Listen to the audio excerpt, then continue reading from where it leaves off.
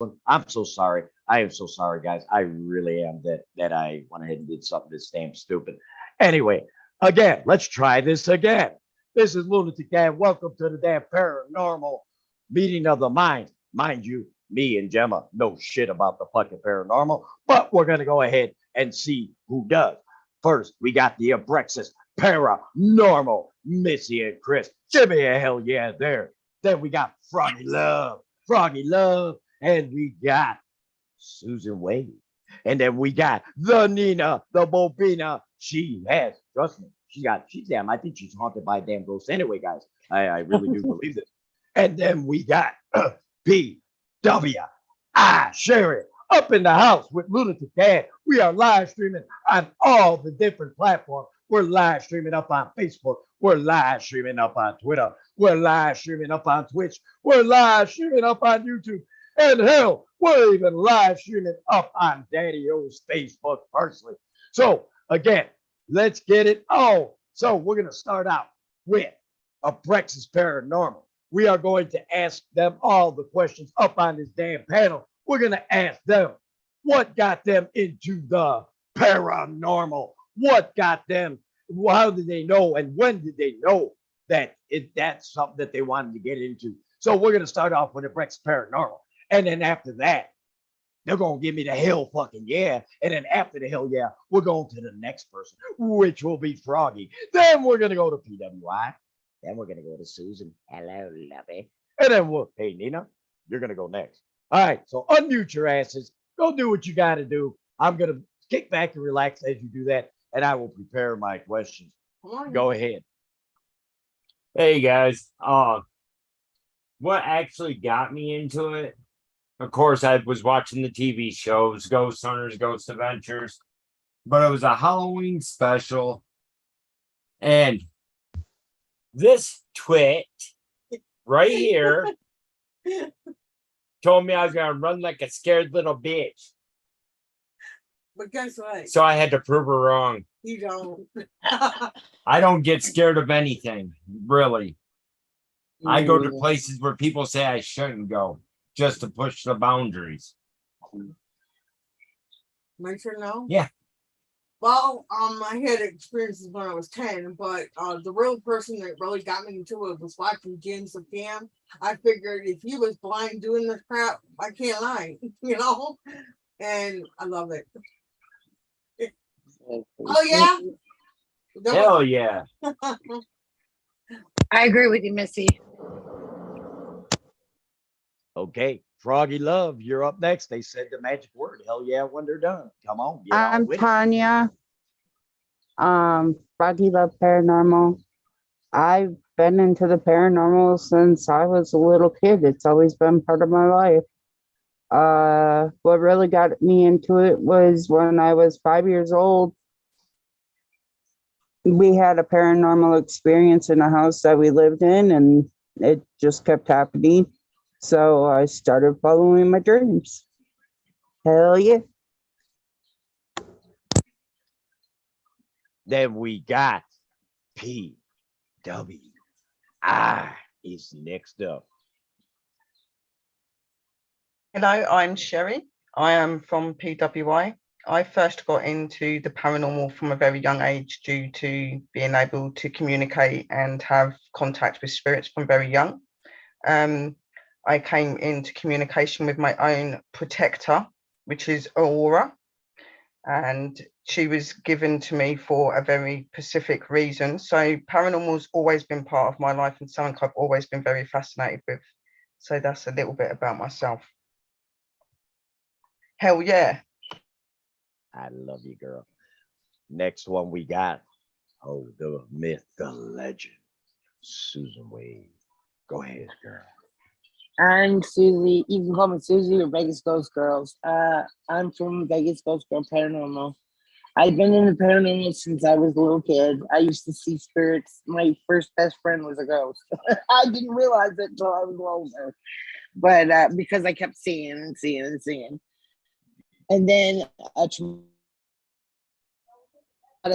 thing happened, and it's darker than dark, in the dark entities coming towards me, and that shut my abilities off. So I'm in a development class trying to re-up so I can get back into it.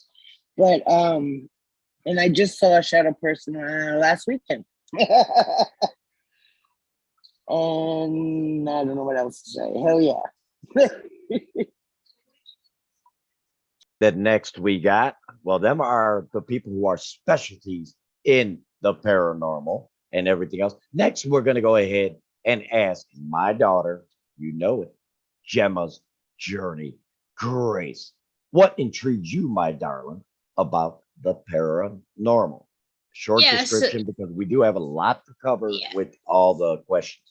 Yeah, so my first ever experience of paranormal was I was about 8 or 9. I remember it like it was yesterday, and I was at my nan's house, and I'd woke up because I'd had a nightmare, and I remember saying to my nan that I saw a shadow person.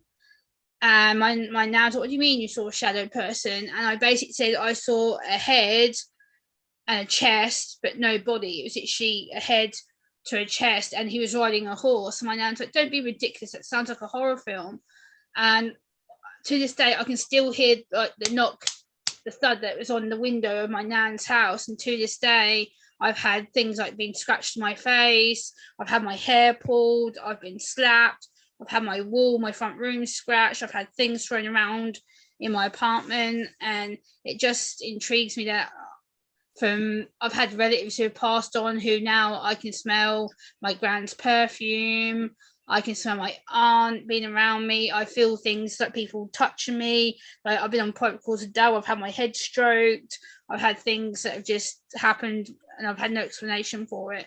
So that's kind of my experiences from the paranormal side of things. Hell yeah.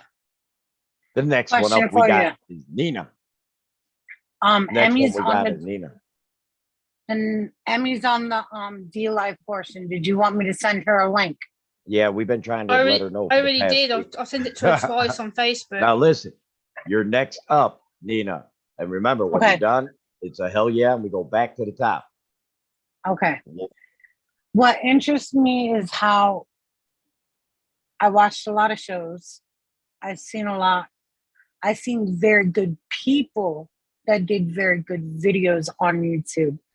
There's not very many, I say, that are very good at what they do. I've seen some bad ones, and I'm just gonna call her out. Emmy is one of the good people that I like watching, and she knows it. I compliment her on her work all the time, but that's what got me into it. And I've had my own experiences as well. That story I'll give you later. Hell yeah. All right. Well, is my panel ready for the first question? I'm going to break you in lightly. It's kind of like breaking in the first time you ever had sex. You got to go lightly, not so hard. Never mind. I can't believe I went there. Oh, my Lord. Oh, my Lord. I Okay. can't believe you. Thank you, man, cuz. I know this is a paranormal. I got to be serious. I got to be serious. Otherwise, people are going to be like, what the hell is going on here? You're talking paranormal? Well, hey, listen, as old as I am, I can't tell the damn difference anyway. All right, here we go. Here we go. We're going to start off with the first question I have for my beautiful, luxurious panel. Are shadow people dangerous? It depends. It depends. It depends, yeah. Varies. You can have your good ones, you can have your bad ones, just like the evil spirits and good spirits. It just depends on what type of the situation you're in and things like that. But they only show themselves the skill that they want to show themselves. You're right. You know, not everybody can Not see yeah, things. If you're one you want to show yourself to or themselves to, they're they gonna do it. Hell yeah. Yep, hell yeah. Sometimes some of the normal spirits can show themselves to shadow people as well if they can't get enough of an image. So a lot of the time, shadow people and normal spirits get misunderstood. as Chris and Missy and everyone said, shadow people can vary. They can be good or they can be bad. It really does depend, like Chris said, on the situation and the locations that they're part of. It can depend on the situations this person may have gone in. A lot of shadow people are explained to be of humankind, but there are the ones that are unhuman as well. Hell yeah. Fucking awesome. You are next. Where did Froggy go? Right there. Froggy, you were supposed to be number 2. Uh-oh. I was Froggy's number rolling. 2. I was just There she is. agreeing. Yeah, I'm smoking. Oh, So- well. Eh, Hey, AM, how you doing, sweetheart? Listen, Just waking up. she's- now again, remember when you're done saying what you got to say, just use the word hell yeah. Then there is an order that we have. So after you get Ms. Jim, after Susan with the Vegas Dolls Paranormal, you go after her. Just thought I'd let you know. So tell us comments, please. In the chat. Trying to figure out where I'm at. Right. That's why I said when you start having a bunch of different things. Again, the next one, that the question that we have, are shadow people dangerous? So Froggy, well, she's smoking. So let's go with Vegas Styles, Susan Wade. You go ahead and answer that while Froggy goes ahead and gets a couple joints or something, or whatever the fuck she's doing. I don't know. Go ahead. Yeah, it depends on the energy. For me, I can tell, like my last investigation, I saw a solid shadow figure moving back and forth, watching me, but I had no ill feeling. It was like a very calm, loving, like they're just watching over me. And then there's the dark. It's all energy. It's either positive or negative. I don't think they're all evil. Demons are very, very rare. But hell yeah. Who we got next? I believe we have. Oh, we got to go back to Froggy. Are you done fucking smoking, girl? Are you done smoking? Well, then Yes. answer my damn question then. Are I shadow people believe- dangerous? I believe, same as everybody else, there's good and there's bad. It all depends on what is attracting to your personality. Like, I feel that some people feed off of shadow people. And I feel that some people create them with their energy. But there's good and there's bad. But hell yeah. Now we get to go ahead and have Emma's and Gemma her finally time up on Lunatic Dad's panel. Hey, listen, I gave everybody the hype fucking video for when I first started. Now I got to hype you up a little bit, Gordon. Okay. Now it's your damn time to go ahead and tell me, are shadow people dangerous in your view? Are shadow people dangerous? Yeah, that's what the question asked me. Oh, They told me to ask. Actually, I got a whole book of questions. it like I just jumped in late, but with my own personal experience, I think less than people use the name demon and devil a lot out there, and I don't see that quite a bit. Like one in very, very few. When we first moved in our house here, we had a shadow person, a shadow figure that just liked to mess with us and have fun. And I don't think they're evil, not at all. I don't. Maybe one in probably 1,000, I guess. I'm just being Oh. straight up on that. Yeah, I don't think Okay. they're really that dangerous. I mean, yeah, that's me. Hey, that's a damn good answer, girl. I do have a question. Oh, Since- hell yeah. Oh yeah, you got to use and you know it, girl. Now, this question comes from our chat. From Mike Ghost Shadow says, here's a question for you all. if you get possessed, can you come out of it and then get repossessed at the same time? Mike, I have no fucking clue. I'm gonna let this panel go ahead and answer this because I'm fucking dumb as a bag of fucking rocks. Go ahead, Abrexis. You started off. I really am stupid on this shit. I swear to God, guys, I ain't bullshitting you. Myself, I wouldn't think so I wouldn't think so either. because Mm-mm. I've been in that position with an attachment that was moving to a possession. And I never snapped out of anything Right. until after we were able to Well- get it exiled from me. You kind of blocked it out too. Yeah. So I guess it depends on maybe Your will. their mental, you know, But I don't know. being able to I wouldn't think so. come out of a possession then back into it, No, not really. it's going to be very unlikely. Yeah, that would be hard. Hell yeah. Hell yeah. I honestly do not believe that you can go from being possessed to non-possessed to possessed, and because when they take over to relay a message. They're not going to take over and then it'd be like, oh, you can do whatever, and then I'm going to take back over. It don't work that way. Hell yeah. In my suggestion, if you've got a spirit attachment, then it can be very easy for you to go in and out. But with a possession, no, because a possession is something where the spirit or the energy that is normally negative is attached to you in a way that you are no longer in control of your body anymore. That spirit is now in control of your body. There is going to be no way of a spirit coming into your body and coming out of your body, then repossessing you again. If that is the case and that is happening, then you have got an attachment, not a possession, because a possession is where you're fully took. And the possession is where you would normally need to be cleansed, blessed by priests or people in a spirituality that are able to do that, like witches and things like that. They would be able to get you out of the possession, but it would receive in certain rituals if you was truly possessed. Hell yeah.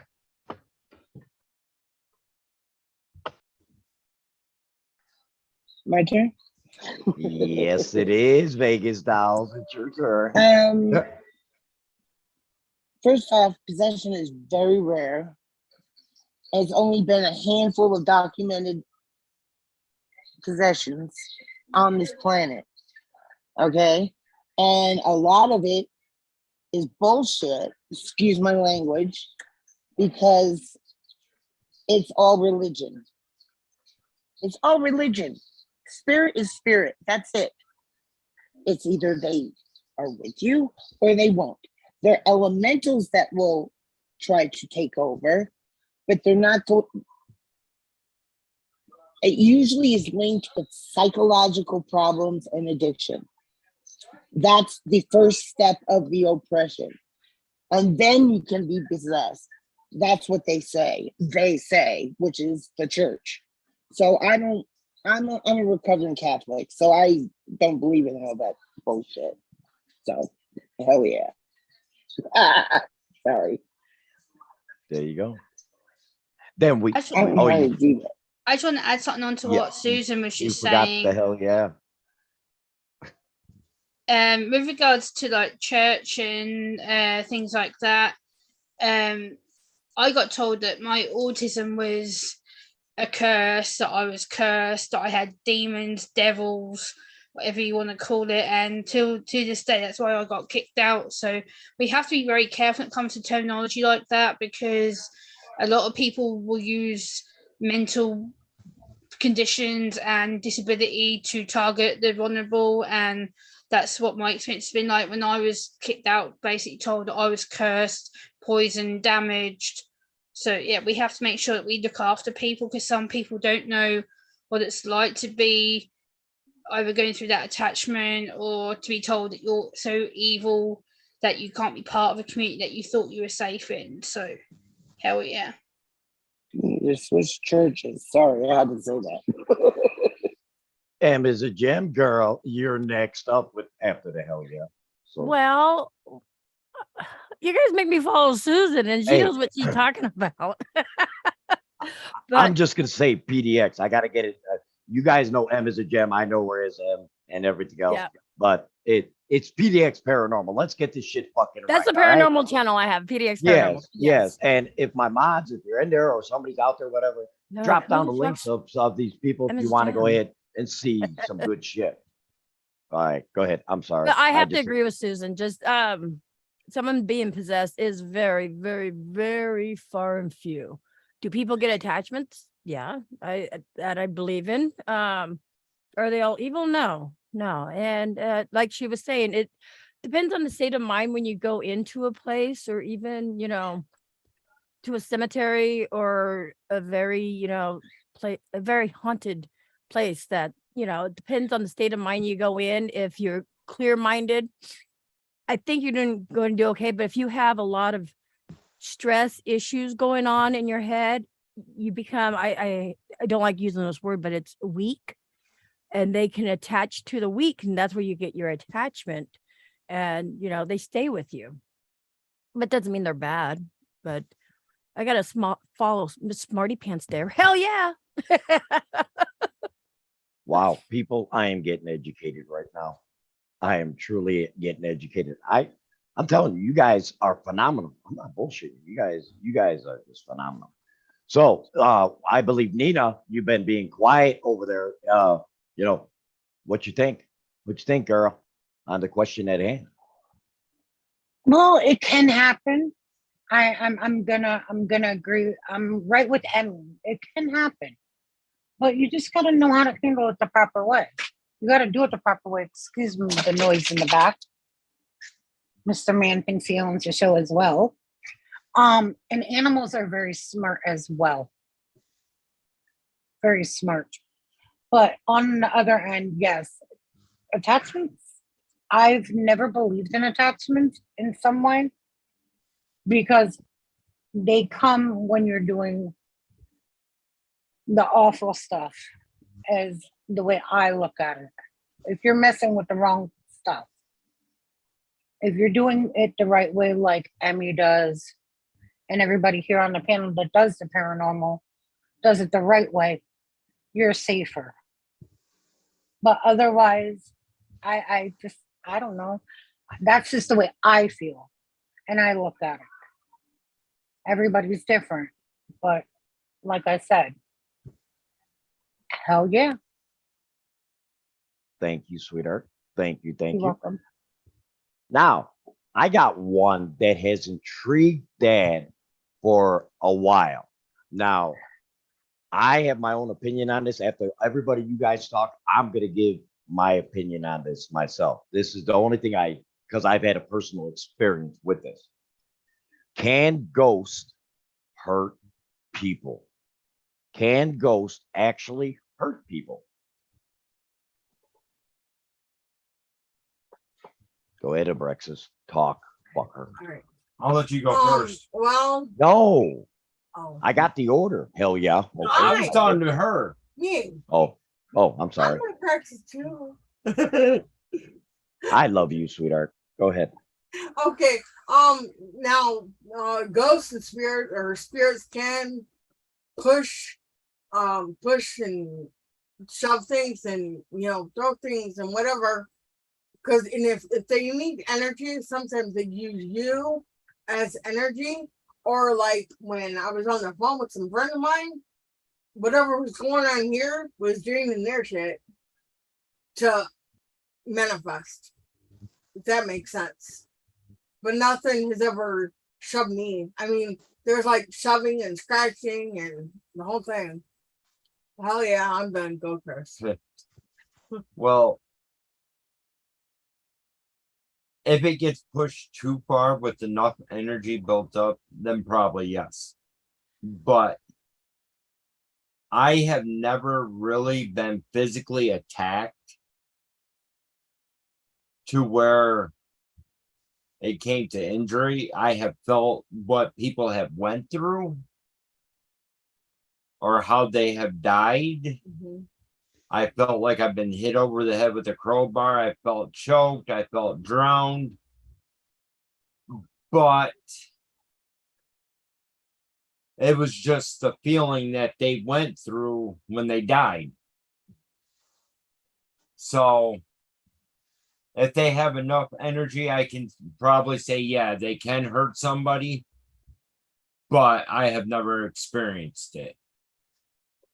Hell yeah. I've been scratched couple of times when we went to different cemeteries. I've been scratched, and I've had my spirit box knocked out of my hands, and I've had a couple different things happen, but I don't think they did it out of malice. I think they did it out of like a, hey, I'm here. I know that they could push you, and if you're a klutz like me and trip over your own feet and dislocate two of your fingers after having surgery, yeah, that could hurt, but I don't think they want to hurt you. So, I mean, they could push you, but I don't think it's to hurt you. Hell yeah. My mic was muted the whole time, wasn't it? No, we heard you loud and clear, honey. We heard you loud and clear. Next. You know the order now, people. Let's get with the program here. Come on now. So with me, again, it really depends on the spirit itself. Like, you've got good and bad in everything. Okay, so you would have to push an energy quite far for them to get physical if they're normally a human spirit, and that normally 9 times out of 10 they'll walk around, they'll leave you alone, they'll communicate if they want to. It's only in very rare situations that you hear of actual spirit or ghosts attacking you, and if they do, it is just normally the normal things like a scratching or pushing you or doing things like that. 9 times out of 10 they're not really known to do anything really negative to you. But like I said, in some situations, yeah, they can become violent, they can become nasty. It really depends on the energy themselves, what they've been through, and obviously how you are as the person that's communicating with them as well. Hell yeah. Well done. Well done. Okay. Now we got Vegas Dolls. I'm going to help you out here, guys. I'm going to help you out here. Next we got is Vegas Doll. Okay. Okay. Yeah, they can scratch, push, pull, tug on your clothes. I've known of cases of people being bitten out of nowhere, you know. Those are the dark spirits. Those are the ones, but it all is energy. We're energy. When we die, we just transform our energy into another realm. That's all it is. Energy is energy. And if you have a lot of energy, you can manifest more. But if you're just a little, just got crossed over and you don't know what the hell you're doing, you're not going to have a lot of energy. So, you know what I'm saying? You have to have a lot of energy to get hurt, to be pushed or scratched, or, it takes a lot of energy. Hell yeah. If anybody is on the panel and I don't have your link, can you say my name in the chat so I can get your link so I can put them out? I got Emmys, Froggies, Abrexis. That's what I was working on, Dad. Sorry. No, honey. Trust me, I'm not concerned about anything you do. The next thing we got, hey, come on, PDX Paranormal. Let's go. Just slap that damn knowledge on his chat, Dad. Let's go. Okay, so the question is, can ghosts hurt you? Yes. Are you meaning ghosts or spirits? Because there's actually a kind of a difference between the two. So do you want a ghost, or do you want to know if a spirit can hurt you? My question is A ghost. from my book, a ghost. That's what it is. I don't think a ghost can hurt you like a spirit can. A spirit is the one that has more of the energy can become more of the negative energy. That's my opinion. Have I been touched? Yeah. Does that mean it's a bad thing? No. That sounded really horrible. It didn't sound that bad in my head when I was thinking it, but no, I get touched a lot. And Whoa, okay, I know, now. right? I don't Listen, mean it that way. so you don't need a husband or anything. You got a Oh, damn God. ghost taking care of them special needs. No, we got to be serious. Oh Go ahead. God. Oh But boy, I mean, don't if they have don't enough take me there. energy to touch, push me on the shoulder and stuff like that, of course they're going to have enough energy to where if they're, pissed off, provoked or something, yeah, they're probably going to pick something up and throw it at you. I would. I know if I was a spirit and came back, I'm going to haunt the fuck out of you guys. Not you guys per se, but everybody else out there. Hell yeah. I think it depends as well on the spirit that's around you. Like, I don't necessarily think that spirits can hurt you per se. Like, I think a lot of the spirits that are around people are usually like loved ones, friends, family who have passed away. That when I talk to my aunt or my gran and people that I've lost in my life, like, I always feel them being around me. Like, I might feel like the odd stroke of the back of the head or stroke my hand, or they might tap me or something like that. But I don't necessarily think they're violent. It just depends the way that and what's happened to them. The more traumatized they are, the more like they are to be violent.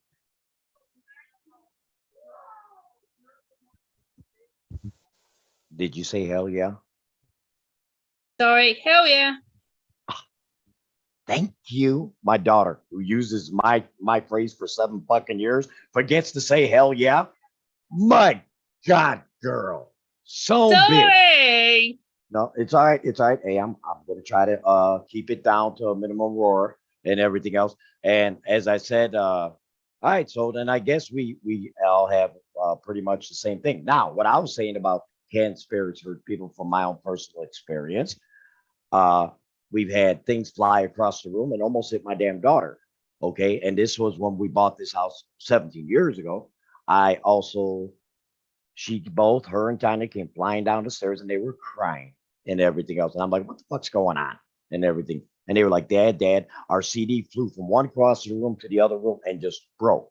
So that's the reason why I believe. Now, this is just Dad. I don't know shit about this, guys, but I believe that if there is an entity or some type of ill-willed spirit or whatever you guys call them or whatever, that some of them could get violent with you if like they might have died of a bad death. They might have died of something real bad or whatever, and they are venting out. I live on a burial ground. Just want to let everybody know that I do live on a burial ground, Indian burial ground.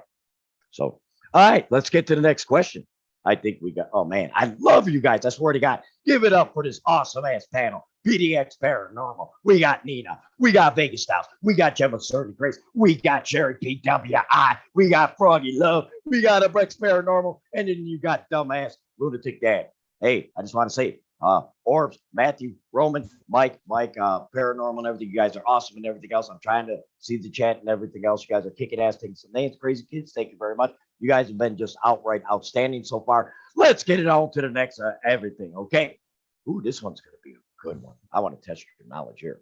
What happens if a ghost gets too close to you and attaches to you? Is it possible that the attachment stays permanent? Ooh. You want to go? I've never had an attachment, so I don't know, but that would probably be you. Yeah, they heard that because I don't. If a ghost gets too close or Yeah, I a was gonna say. spirit and attaches itself to you, it can be gotten rid of. Prayers. Yeah, we're not spirits, we're people, but Right. prayers, reading out of the Bible, holy water, thing like that. So that's But mostly the power of the prayers will actually get you free from the attachment. And I've also heard the strongest prayer would be the Lord's Prayer. So I don't know about that, but That's what I heard. That's what Yeah. that's what Ed said. Ed Lorraine Yeah. warned people. Yeah. but yeah, you I can know. get rid of an attachment. Yes. Me, I just carried one around for a year and a half. And he just kind of like blocked it out. He's got Yup. that mental stability where he can do that. Not a lot of people can, you know. Hell yeah. Hell yeah. I don't think they're permanent. Now, going on this, I do have to explain why I don't think they're permanent. Okay, so I used to go to cemeteries all the time. And my son, who has special needs, per se, used to come with me. And we went to one cemetery, and there was a guy named Carl, and he would not talk to anybody but males. Now, Carl lived in the era where women were to be seen, not heard. And my son got close to him and invited him back to my house. I know, rookie mistake. But we got rid of him.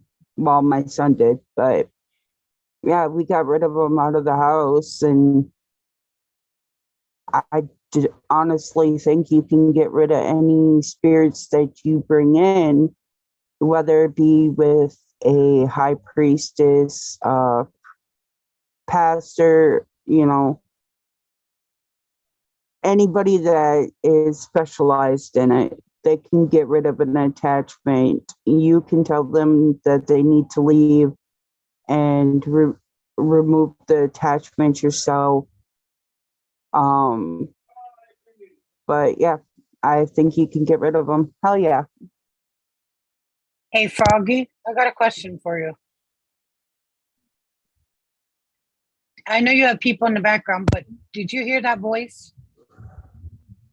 I have nobody in the background. There's nobody.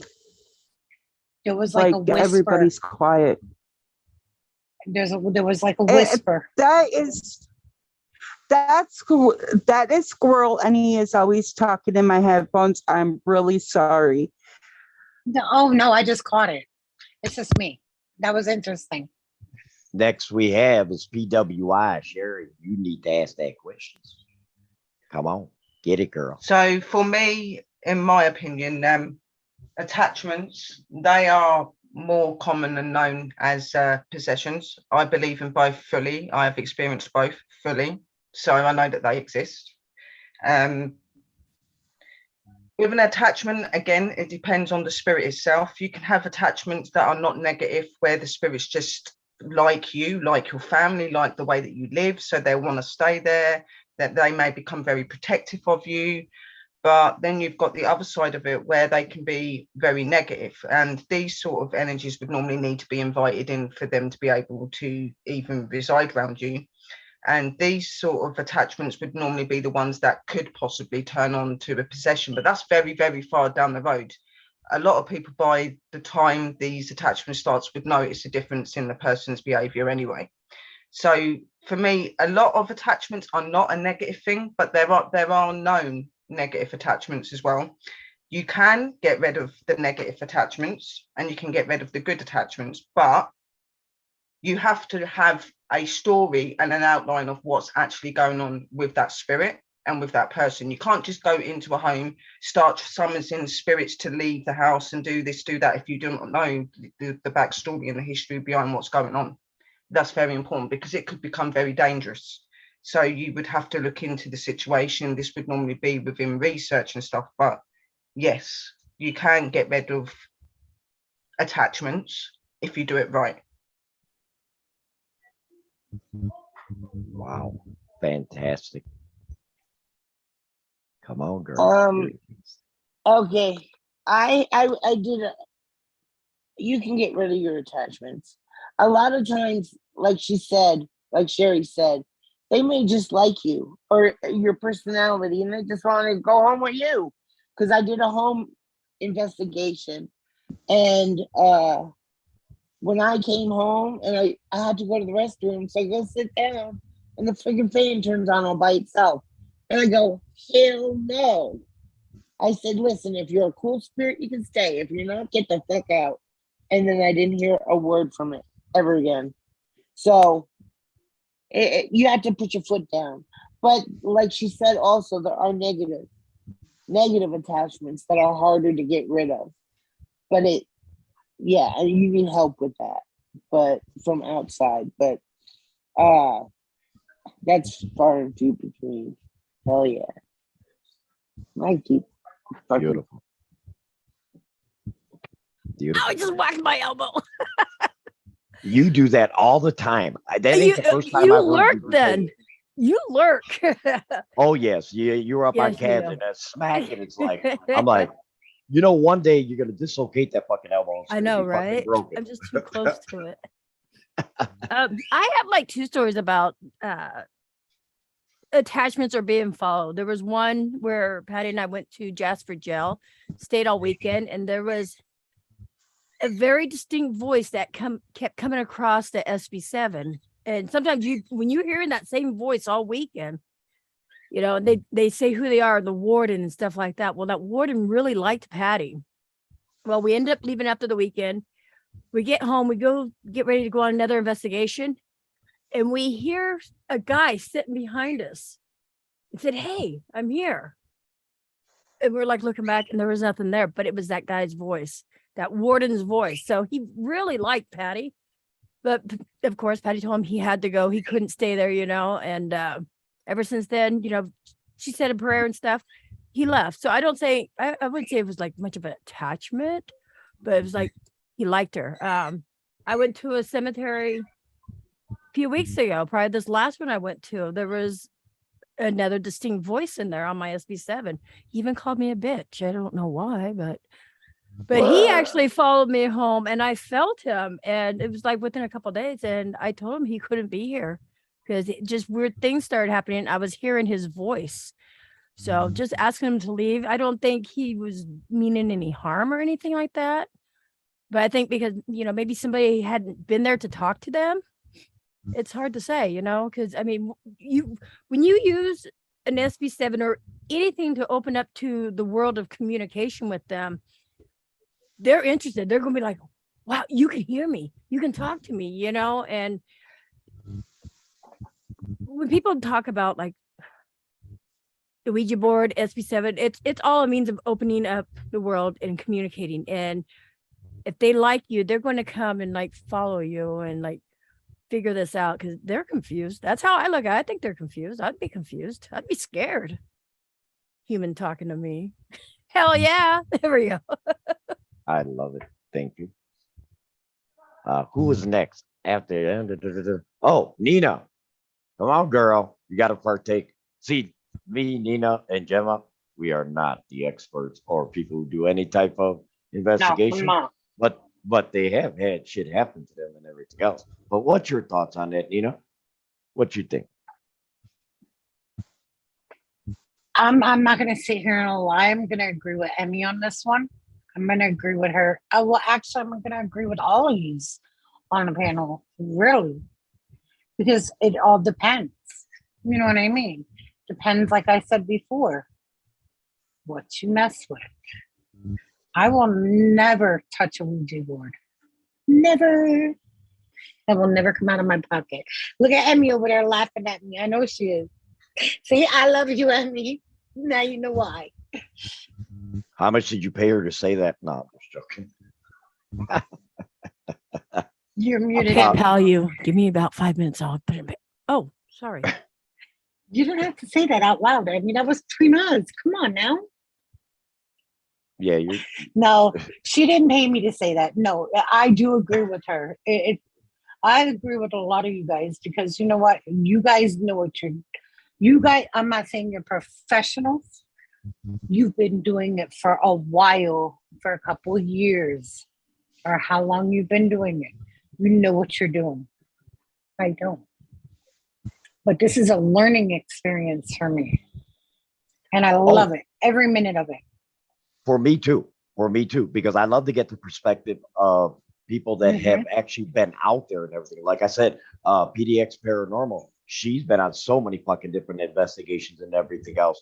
And you could just tell PWI. I mean, look at the knowledge that is coming out and everything else.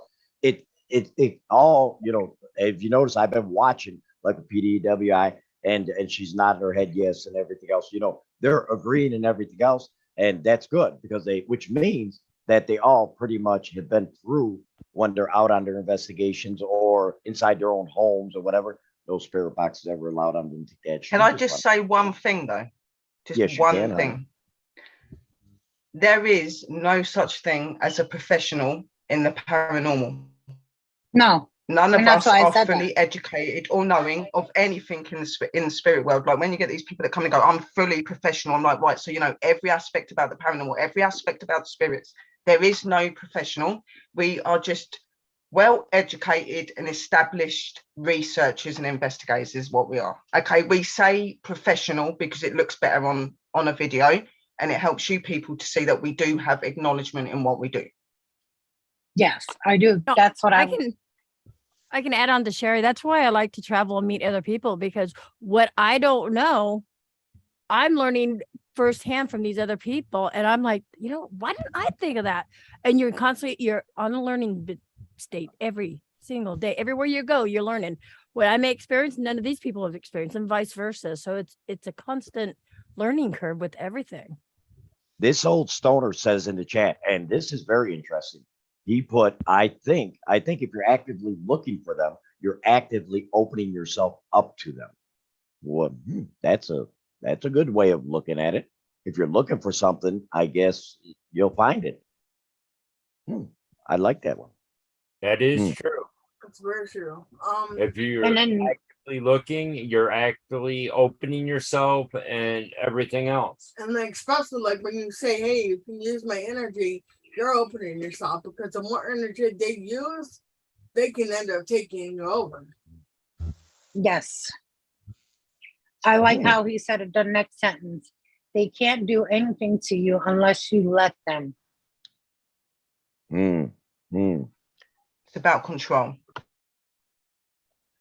Yes. All right. Okay. Here, Who just went? I got something here. What phobias are related to haunted houses? Whoa, that's a deep question. What phobias are related to haunted houses? Oh, I don't even know that one. I don't either, honestly. I really don't. I've never heard of that. So I don't know. I guess Come on, Emmy, you gotta know something. Oh yeah. is because I'm the one that's dumb enough to rush into any situation. Hell yeah. Now, I see. before anybody else answers this on here, I don't know if you guys know Fiona Broom. That's where I follow her religiously. I got books on her and everything else. And her thing, what she says is that paranormal research can trigger many fears and phobias in a stressful situation. Otherwise, benign concerns can surge up to and out of nowhere and become issues. Never brush this off, saying that fears are made up or evidence of weakness. Likewise, don't lump all ghost hunting fears into one category. So basically what I'm getting at, when you guys go out on your investigations and everything else, is there ever a point in time where something happened that literally scared the living hell out of you, where you literally, it took you a while to want to go ahead and get back to doing paranormal investigation? I reworded it. Dad, I get Wait. feelings. Okay, no. I get feelings all the time, and I tell Chris, we gotta know. Guess what? Who stays there?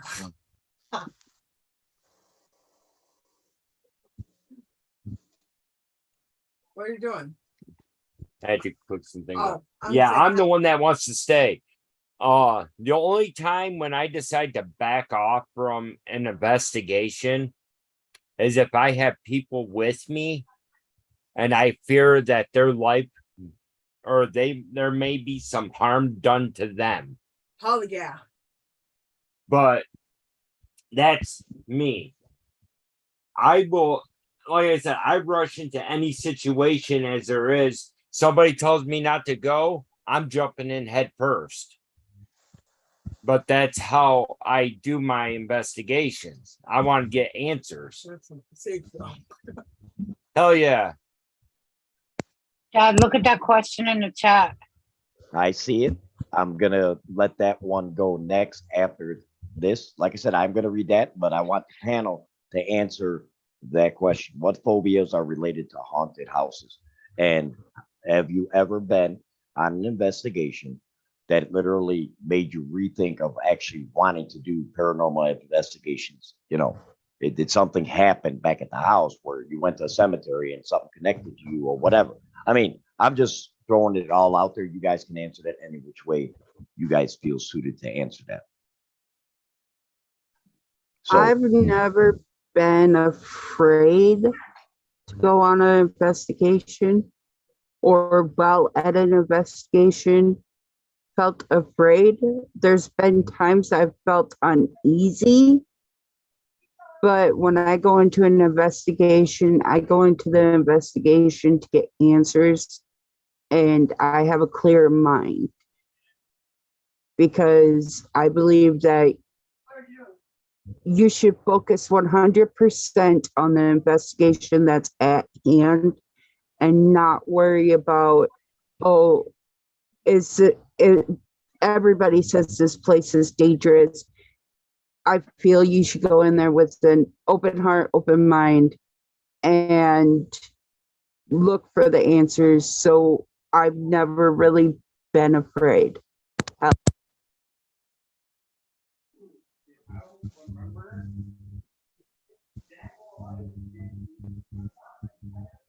uh-oh, we lost audio. Froggy, we lost audio, huh? How did you guys lose me? No. You always what did like to you lose guys me. hear? What did you guys hear?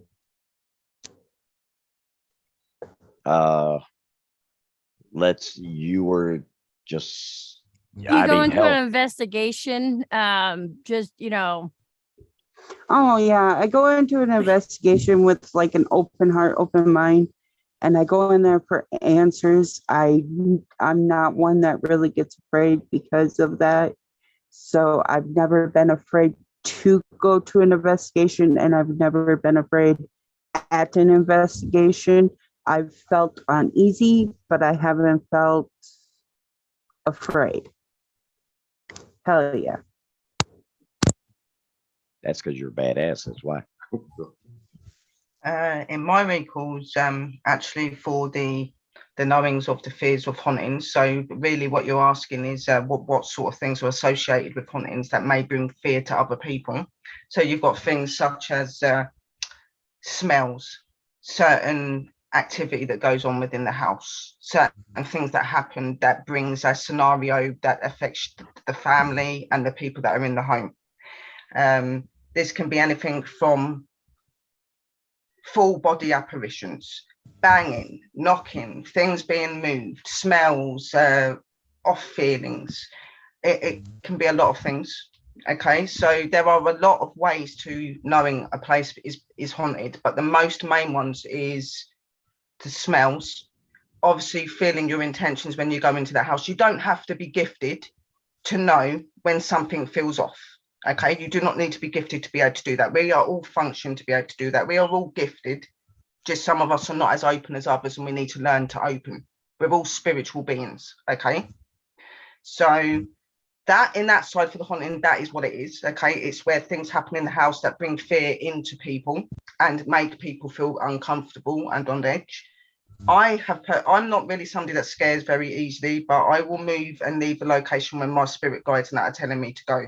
I know that's for a good reason. Okay, and I have had an attack from a negative energy where I had upside down crosses on my neck, which I have scarring from. This was witnessed by somebody on a panel that actually see it actually happening.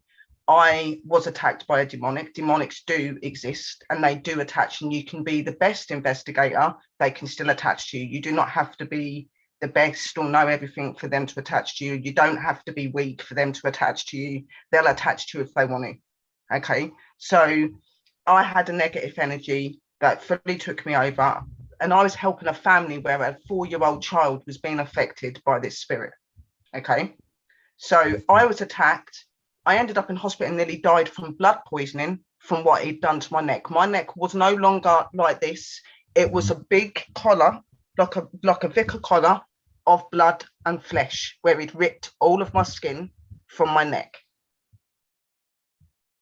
That nearly made me give up, but it didn't.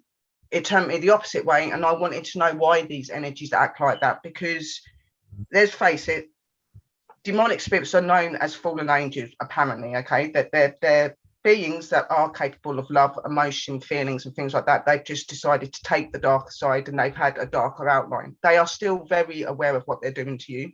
They still feel things. So that nearly knocked me over the edge, but that made me more intrigued to see why they act like this, because I'm not being funny. It is very rare to come across demonic spirit, and 9 times out of 10, they'll leave you alone if you leave them alone. They will not do anything to you unless you make them do something to you. Or somebody doesn't tell you the truth about something, and you get attacked for it, which is what happened to me. Somebody didn't tell me the full story, and my spirit guide told me what was going on in this situation. And a Ouija board had been played with by another member of her family that had cursed her and the person in that house. And through that, I was attacked.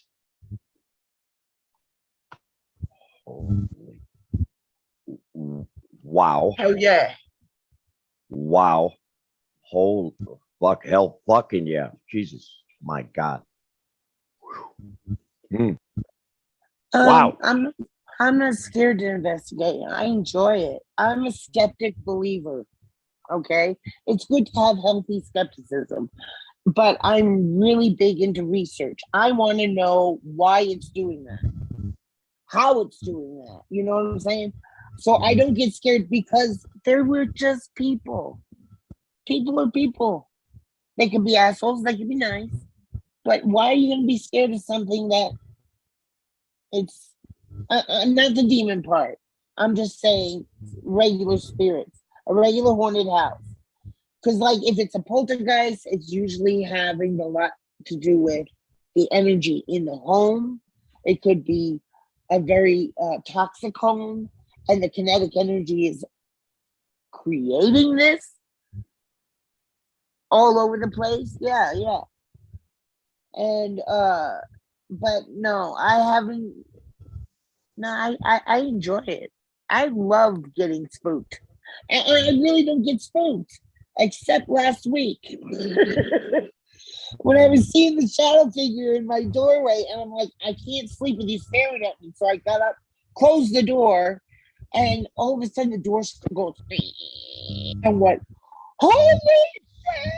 It was my brother-in-law going to the bathroom. It's getting shit out of me. All I saw was the door and no person. Well, I'm glad you found that one out. Yeah, hell yeah.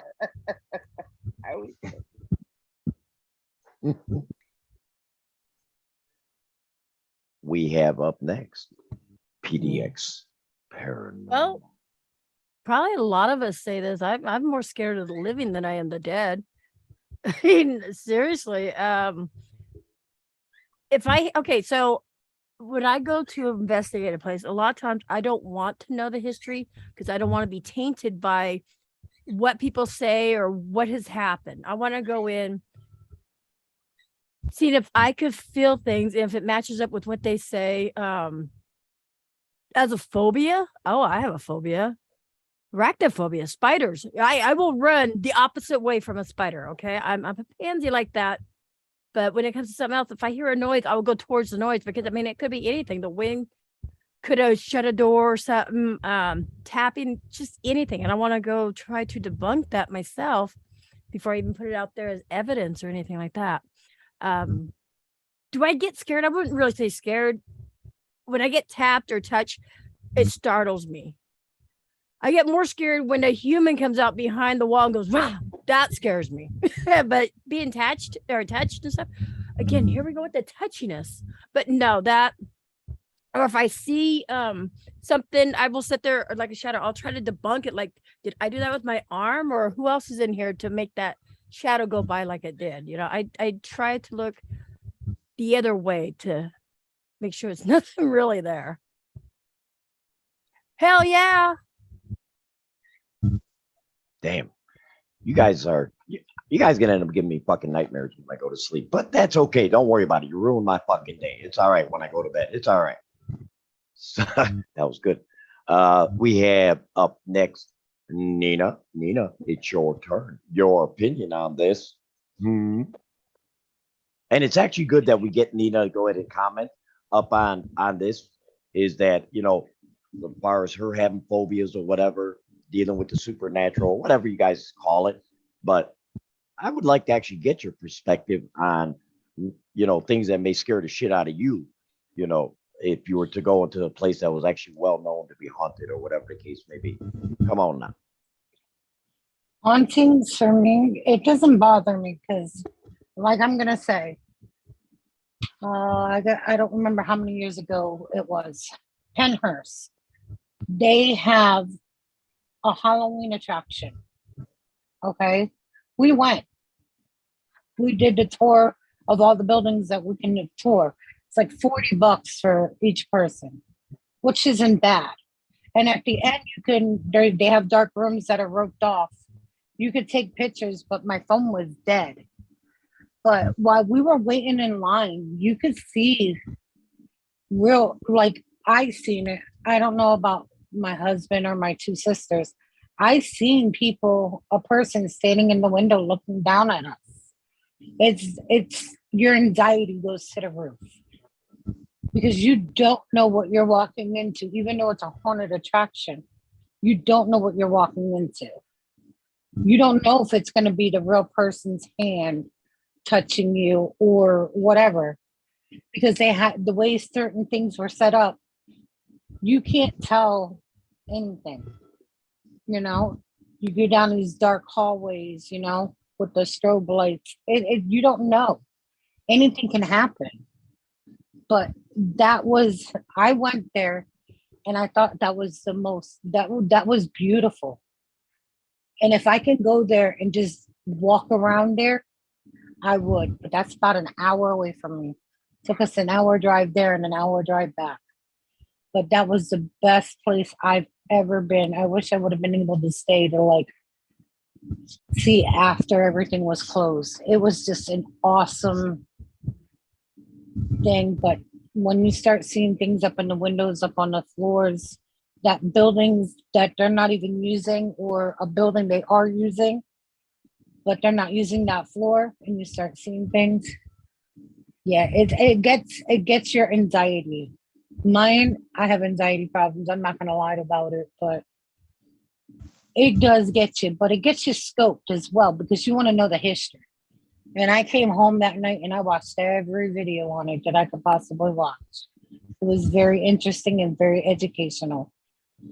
So it's not, and they're getting bigger and better up there. So who knows? Maybe if my family comes back from vacation, come up for vacation, maybe we can go next year. Hell yeah.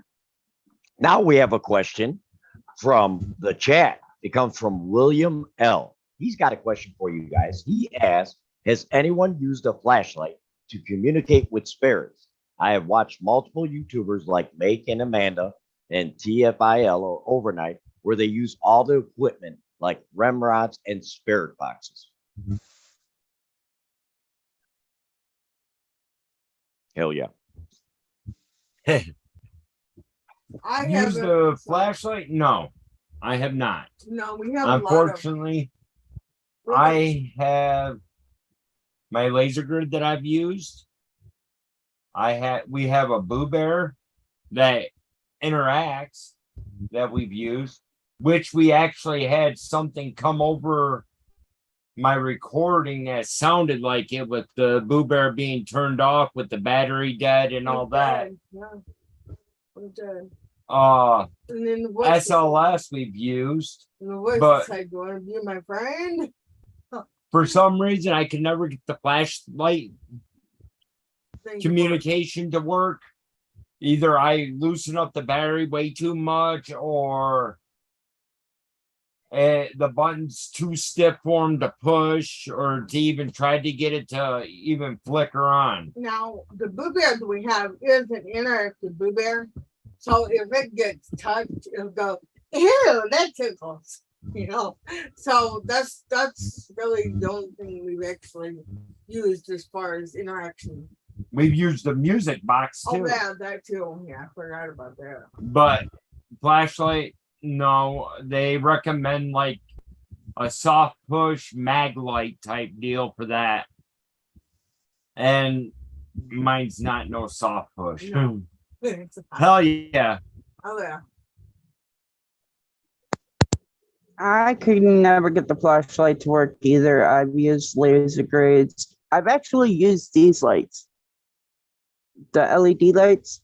We were on what stream? The very first paranormal stream with you, Chris, and my kids watched my lights just start flashing. And I had it on where it would like softly turn, not like flash, but softly turn different colors.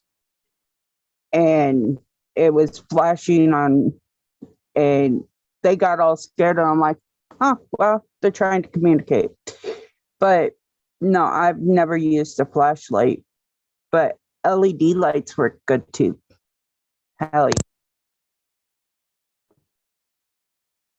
I use things like Missy and that laser grid pens, motion sensors, REM pods, K2 meters, things like that. I have tried the torch one, where you slightly undo the back area, but I don't think that is an accurate reading for an investigation. I'm not sure if it is the way that the battery's been placed and why the light goes on and off. So I wasn't very comfortable with that. I didn't think that was an accurate reading. So for me, I then did do an occasion where I actually had the torch fully together, not unloosened, not anything, just sat there normally, and it has a soft bottom to the torch.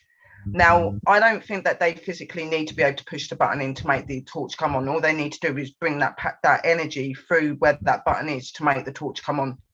And with it being fully attached, the torch turned on, but not with it unscrewed and loosened or anything like that. Because I think that the unscrewed and loosened area, I don't think that's an accurate reading. So I've done it with the torch being done up properly. I've had one occasion where that happened, where the torch turned on and off. 9 times out of 10, I prefer to use the things like the laser grid pens and the motion sensors and stuff, because I think it's more accurate and it's better evidence, I think. Hell yeah.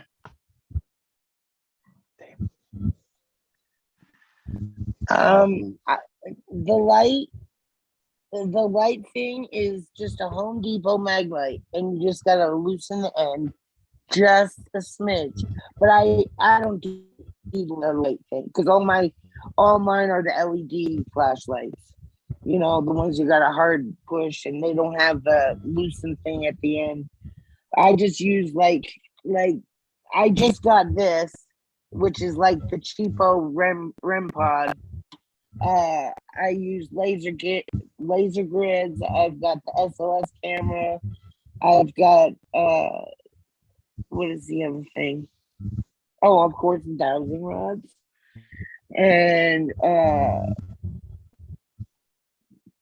yeah, I'm missing something. When it's a big one, like, oh yeah, I've got the little Boo Bear, not the one that Missy has. It's just the EMS. I have a millimeter, I have a K2, I have the SB7. I also have the new ghost box that I saw from someone in England. And I was like, oh, I'm getting that. But hell yeah. I can't get the flashlight to work. I'm just saying, I've tried it. I just can't do it now. Yeah, But I you've pretty been much- possessed already. We've already seen her plucker. We've already seen PDX Paranormal. Fuck her Yeah, I'm elbow just off. like Now, the flashlight. I sit there for hours. I'm like, how do they do that? Usually it falls, the batteries fall out. I'm just like, okay, fuck it. just throw the But, something bitch down. It might work again. You can't.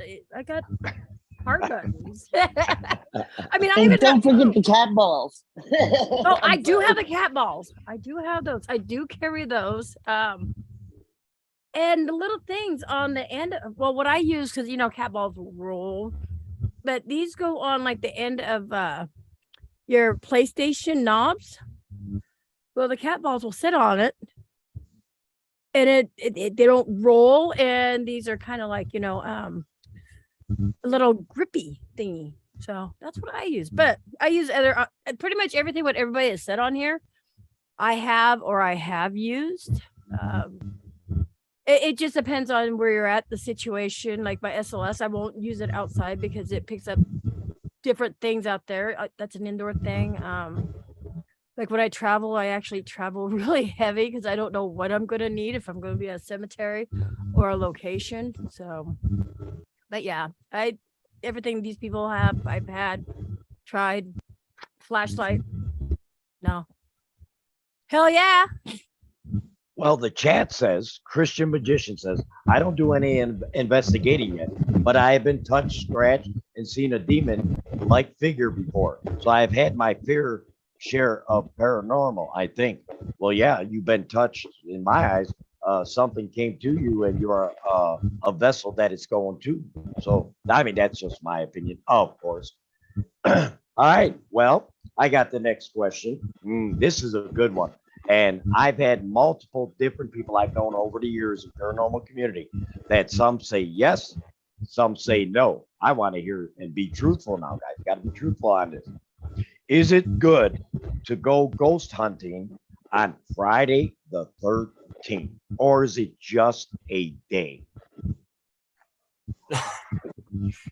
Hey, that's what the fucking question asked. We've done it Well, before. To me, it's just a day. Yeah. Just but like, hell, I go out on doubles night. Devil's Night is the best night though, because that's like the It's just another day, but a more active. lot of superstitions think All Hallows Eve is when the spirits walk the earth all the way through Halloween.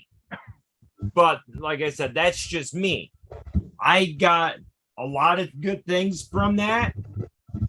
I have gotten what looks like a messed up hand in a video. She ended up getting a black eye. Well, I said the Lord's Prayer, and I don't think they liked it. But yeah, me and my youngest one got home. I looked at her and said, "Where did you get your black eye, huh?" I said, they must have like a girl. But to me, it's just another day. Hell yeah. Hell yeah. Okay.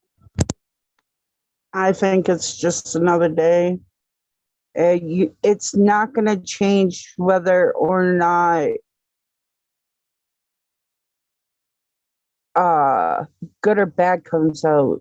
It's just a lot of superstitions behind one day, just like black cats. Superstitions. Hell yeah. I believe that it is more of a superstition thing. I will admit that on the days of where there is supposed to be supposable heightening spirits, I do feel that the energy around the whole universe is different. But I just think that's just due to, you know, weather changes and things like that. So for me, I've had Friday the 13th investigations where I've got nothing, and I've had Friday the 13th investigations where I've got loads. So it's really mixed. To be honest, like Brax, it's no different to going out any other day and investigating. There may be a little bit more heightening energy in that, but it's not really any different, in my opinion.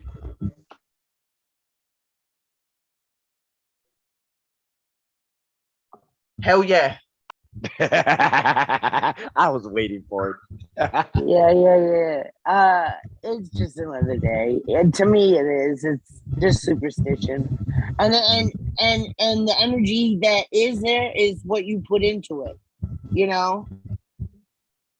So if you feed it, and then it'll grow. But I gotta go, guys. I can't stay the whole time. I'm sorry. I had so No. much fun. Thank you No. so much for letting me do this, Lunatic Dad. Vegas doll, honey. Thank you for coming. I understand. Like I said, you know damn well that Dad only goes for a couple hours. But thank you, Hunt, for stopping on by. And there'll be more times because Dad's got so many fucking questions. And there ain't no damn way in hell I'm going to cover all this shit. Hell no tonight. Listen, I'm not my brother Cap 7. He'll go 13 hours. This whole part can only go 2 fucking hours. Just saying. I'm just saying. Yeah, bye, Susan Hunt.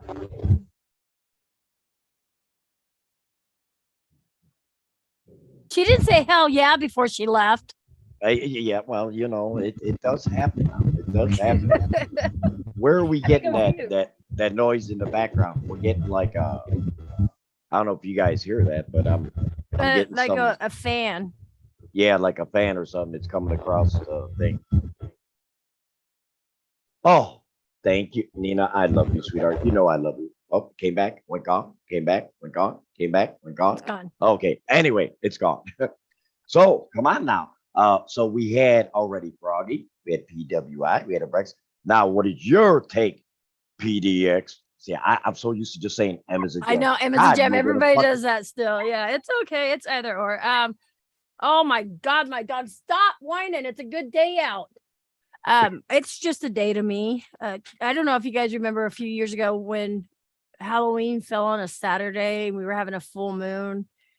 And I was like, ooh, I'm gonna go to my favorite cemetery that I know there's, been a lot of activity. We went there at 3 a.m. and we got nothing. Literally nothing. So the spirits will come out and play whenever they want, whether it be daylight, nighttime. Going at night, yeah, you got more of the creep factor, but you got all your senses that you're really more alert and stuff. You hear every little thing. Where if you go during the day, it's not as scary, but you still get a lot of stuff. But you can go to the same place and not get something, where you can go there and the next day can be totally, they're bombarding you with EVPs and stuff like that. Hell yeah, I gotta let my dog in. So, well, let's see. Well, Nina's probably sitting there saying, shut the fuck up, man. I'm just sitting having a fucking cigarette and everything else. Just let me do my fucking deal. Right, Nina?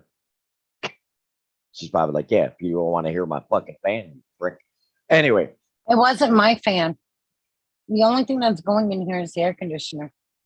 And you might hear the mutt go next to me, but that's about it. My wife is in the chat. She says cemetery is the most peaceful place on earth. Hi, Mama. I don't want to find that out, by the way, because that means I'd be like, so I don't want to find that out. Okay. Hi, Mom. Ooh, this one's gonna be. I'm really testing you guys on some of this shit right now. What's the difference between a ghost hunter and a parapsychologist? I hope I said it. Parapsychologist. Yeah. Parapsychologist. All right. So what? My teeth were fucking flying out. Mama says hi to everyone. Well, the parapsychologist goes everything scientifically. They believe there's a science behind everything. Regular ghost hunter is somebody that just goes out and looks for something that's not even actually supposed to be there in some people's mind for evidence. No. Here's the argument, though. Because I saw ghost hunters debunk stuff. Right. So in a way, they're kind of the same, but yeah, one's just got a bigger, better name, But the worst part about it, a lot of the things that happen on ghost hunters, it's fake. I know, but has been brought out on YouTube as being. But they do debunk fake. some stuff too, Chris. Right. They do debunk it. I'm not saying everything, but they Right. do debunk it. Hell yeah. Hell yeah.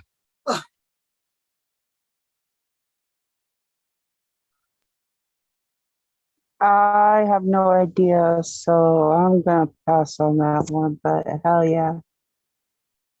Hey, I love it. Hey, we're passing. There's nothing wrong with that. Well, a parapsychologist and ghost hunter. To be honest, I put 3 categories. I wouldn't just put parapsychologist and a ghost hunter. I would also put an investigator, because there is a difference between all 3 of them, to be quite honest. In my opinion, a scientific person that investigates, they are more of the debunkers. They're the ones that try to give explanations that they believe are not really paranormal related. In my opinion, quite a lot of investigators and actually get pretty annoyed by scientific researchers, because you're having clear evidence of something going on or something happening that cannot be explained, and they will try to find every logical explanation to what it might be, when 9 times out of 10, in my opinion, I don't think that everything that they're researching and looking into, they really know what they're talking about. To me, a ghost hunter is somebody that does it as a hobby. Yeah, they want to know if it's real or it exists, but you know, that I don't believe that they're really, really big on it. I just believe that they've just got an interest. They want to know. Investigators, on the other hand, are the ones that I believe are the ones that go out and also debunk, but also try to prove the fact that paranormal exists and that it's real. So that's my opinion. And hell yeah. Mm. Honestly, I don't really care. I'm gonna throw a new one out there. I'm gonna be a ghost hunter paranologist. See how fancy I can come up with a name and do the same thing of both. No, And your and your teeth stayed in your mouth, so it made it easy. Just they saying. did. Wait, no, ghost hunterologist. Yeah, that's a little bit there. We shortened it down. So there we go. It works, right? It does. Hell It yeah. does.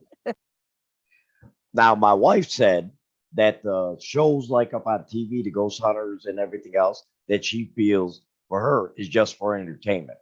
That stuff is rigged and stuff is purposely booby trapped and everything else. I don't know how true that is, but there is a future question in here that does kind of like relate to that. But that I'm not getting to that yet. But this next question I got for my awesome panel is: can an atheist believe in ghosts? And if so, if they believe in ghosts as a spiritual form, why wouldn't they believe in a higher power? Ooh. That is true. See, he don't know what to say either. Look at that. I debunk. Oh, hell yeah. Oh, yeah. Go ahead. Yeah. Well, I'm just gonna say, oh hell yeah, because I have no clue. Half those shows are fake, Mom. Gross. Well,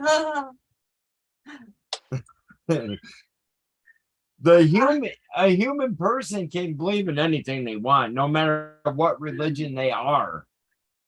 Doesn't matter if they're atheists or Christians or Baptist, pagan, Wiccan, whatever religion you practice. If you practice one, you still have the right to believe into whatever you want to believe in. So, oh yeah. Yeah, I meant to say hell yeah on it. Now, I actually do have a little bit of insight on this one because my daughter is an atheist and she fully believes in ghosts because of her job. She did not believe in ghosts beforehand, but once she started working at the retirement home, she started noticing things like light bulbs flickering, and she'll just look at it and it will stop, and then it will start flickering again, or music turning on by itself, or she has caught at the card shack that we used to work at, on the CCTV, we've caught spirits, hand dryers turning on by themselves. So she believes in spirits and she believes in the afterworld, but she does not believe in a higher power. And the reason she does not believe in a higher power is because she lost so many people. And she says if there was a higher power, she would not be punished the way she's been. Hell yeah.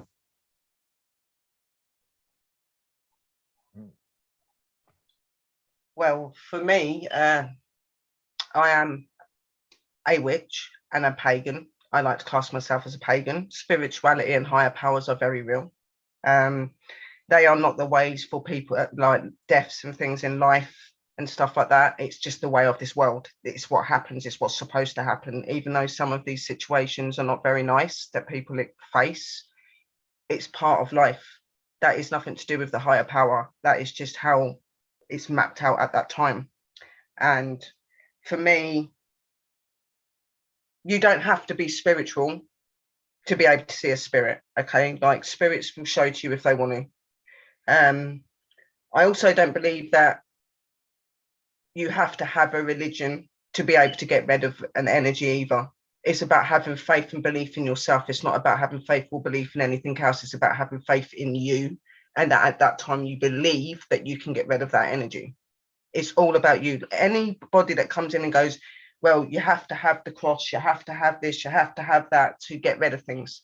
No, the power of speech, the power of word that you believe in is what gets you through those moments. Okay, you don't have to be a Christian, you don't have to be a Catholic, you don't have to be a pagan, just a simple person. If you're in a situation where at that time you feel you're in danger, you can say the words that you feel is going to protect you and your family and mean it. It will protect you just as good as a prayer, a cross, or anything. That is the fact. Hell yeah. I'm beginning to love you more and more, PWI. I swear to God. Well, a lot what Sherry said, I believe in a lot of that. I mean, nobody's going to really believe. You're going to have all kinds of skeptics out there. They're not really going to believe it unless it's like really they've seen it with their own eyes, and it doesn't matter, like she said, with religion or anything like that. Hi, babe. I'm with he's like, what are you doing? Oh my God. But no, I have to believe Hey, in what Sherry Jack. said. Everybody, Jay. Hey, J Mac.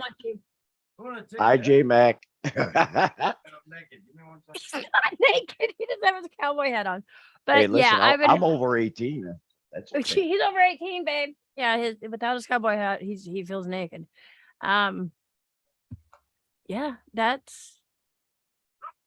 I'm gonna have to agree with her. See, you make me follow the smart people. Hell yeah.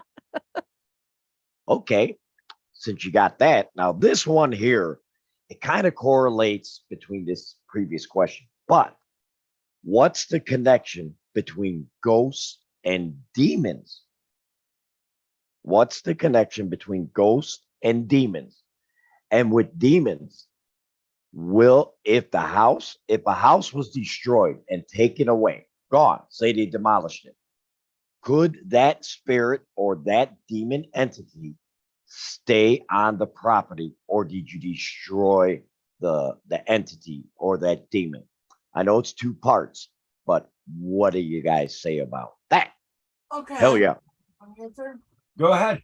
Okay, I think that the difference is on the way that they died. I think I can't guarantee I'm not 100% on that one, but I think it depends on how they died, whether they're good or they're evil. Like a demon kind of thing. First, you have to know what a demon is. Well, you're a demon. Shut the hell up. Sorry. That is. See that? And yeah, see, I'm getting called out by my own wife. What the hell? They can stay at the property. Like they tore down the jail and turned it into the complex up north in Michigan. And there's been claims of a 5-year-old running away from the guy that killed him. Yeah, but that was in the apartment complex. Right, and that's Is where where they that built that. happened. Yeah, but that's where But they it was built- an old jail. Right, it was on jail. I know. Don't contradict me. I know what I'm talking about. Oh Okay. yeah. Is that your final answer? Go. Now, the thing is, a spirit or a ghost was actually a living person at once. You have to realize a demon Okay, well, whatever. Let's or get back to the demonic people. Jesus, guy. was never living at all. True, but you know what? Like Mm. I said, your demons shut the hell up. But like I said, you have to realize that I know. demonic or demons was never living at all. But So that's basically what the difference is between them. But yes, they can, if a place that has a demonic presence or a spiritual presence, when that place is destroyed, all it's doing is setting them free. In my own opinion. because that jail that they built or that they tore down, Hell yeah. you got stabbed or shanked or whatever. I totally agree that demons, the difference between a demon, ghost, spirit, demons never walk the earth, spirits have because they're our energy form. And I believe that they can haunt the grounds, not just the building. So, like, say I was to die in my house and my house got torn down, I could haunt the land that was here, not just the house that was here. Hell yeah.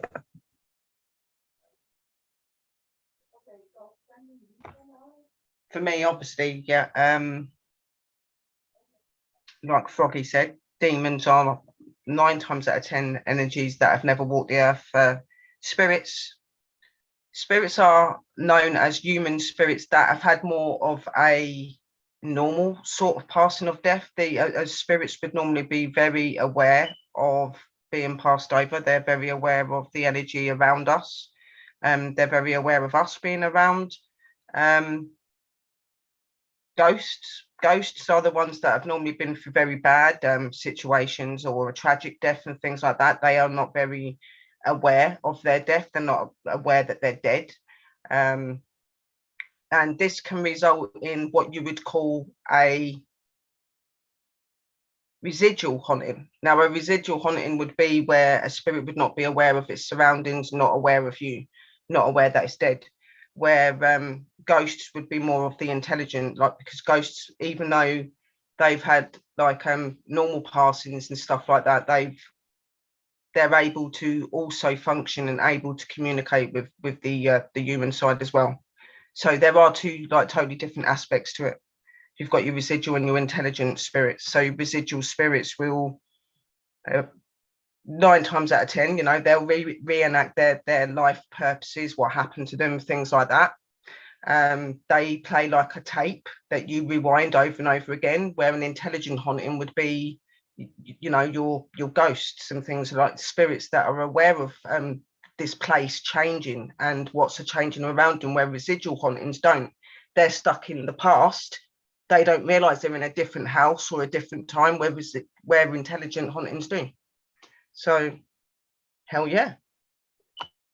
Wow, I am being educated like I've never did before. I'm so happy you guys are up here. I swear to God, I'm mind blown right now. Seriously, it's unbelievable. I'm the same way, Dad. I mean, I never dreamt that I'm only talking to you in tiny bits as well, Lunatic Dad, because I'm sure that me and like Chris and Missy and that could sit here and talk to you in detail for hours and hours about how it all really maps out.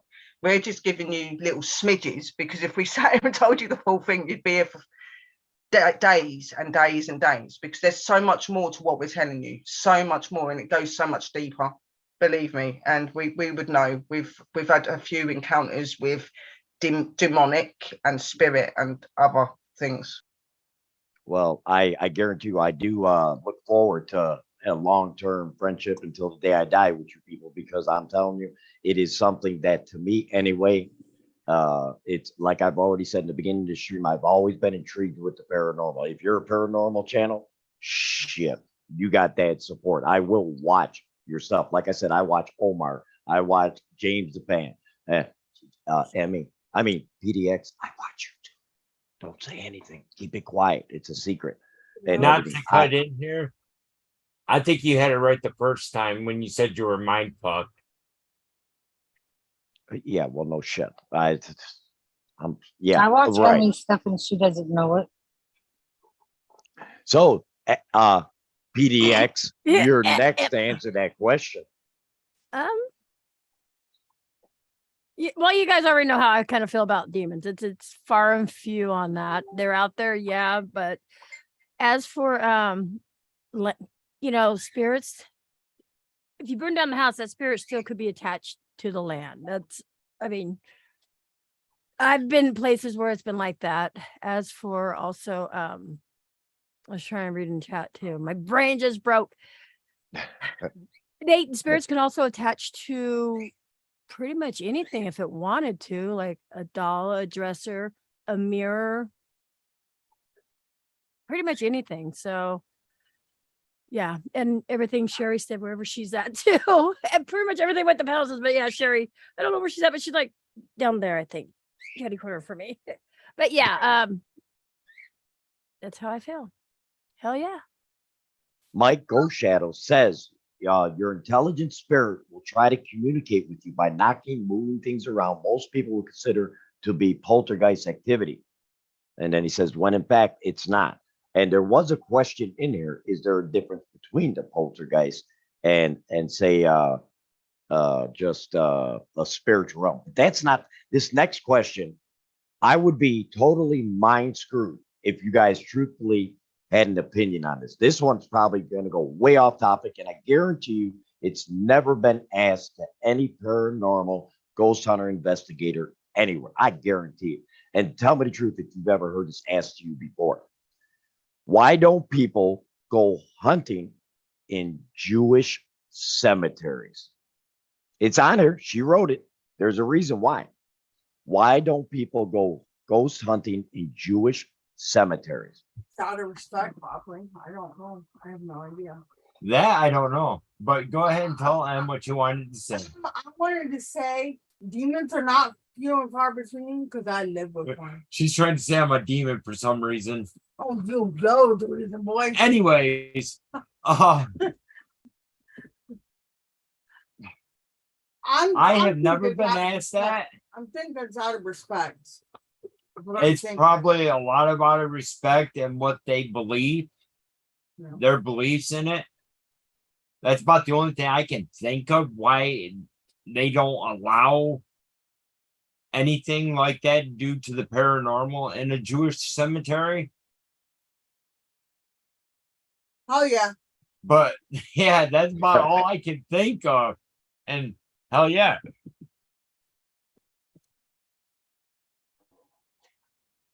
I walk cemeteries constantly, and I don't even know that one. I don't even think we have a Jewish cemetery near me. But yeah, I don't know why people don't walk Jewish cemeteries.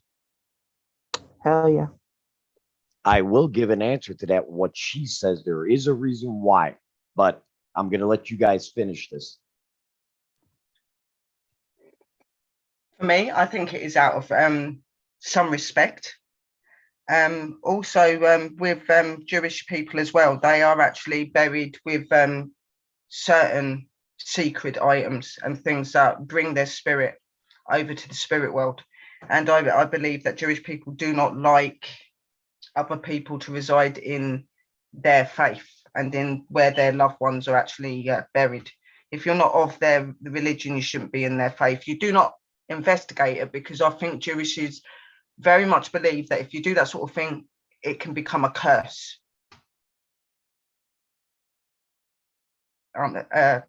Hell yeah. Hey, listen, I'm gonna have you so many more times up on my panels. After a while, it's just gonna be hell yeah, real quick, and I'll be like, there you go, girl. But I'm like I said, I'm just amazed at what I'm saying.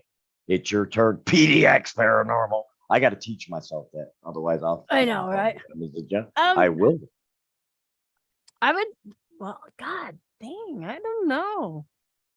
The only thing I can think of, like Sherry was saying, or you were saying, they get buried with certain items and articles of other thing of the family. Okay, it was Sherry. I was paying half attention. I'm sorry. And isn't that where a lot of the big boxes come from too? Because they have the family pictures in them. They have a lock of hair. They have something of that loved one that's being out of my way, being buried with them. And then somehow that gets disturbed, the box.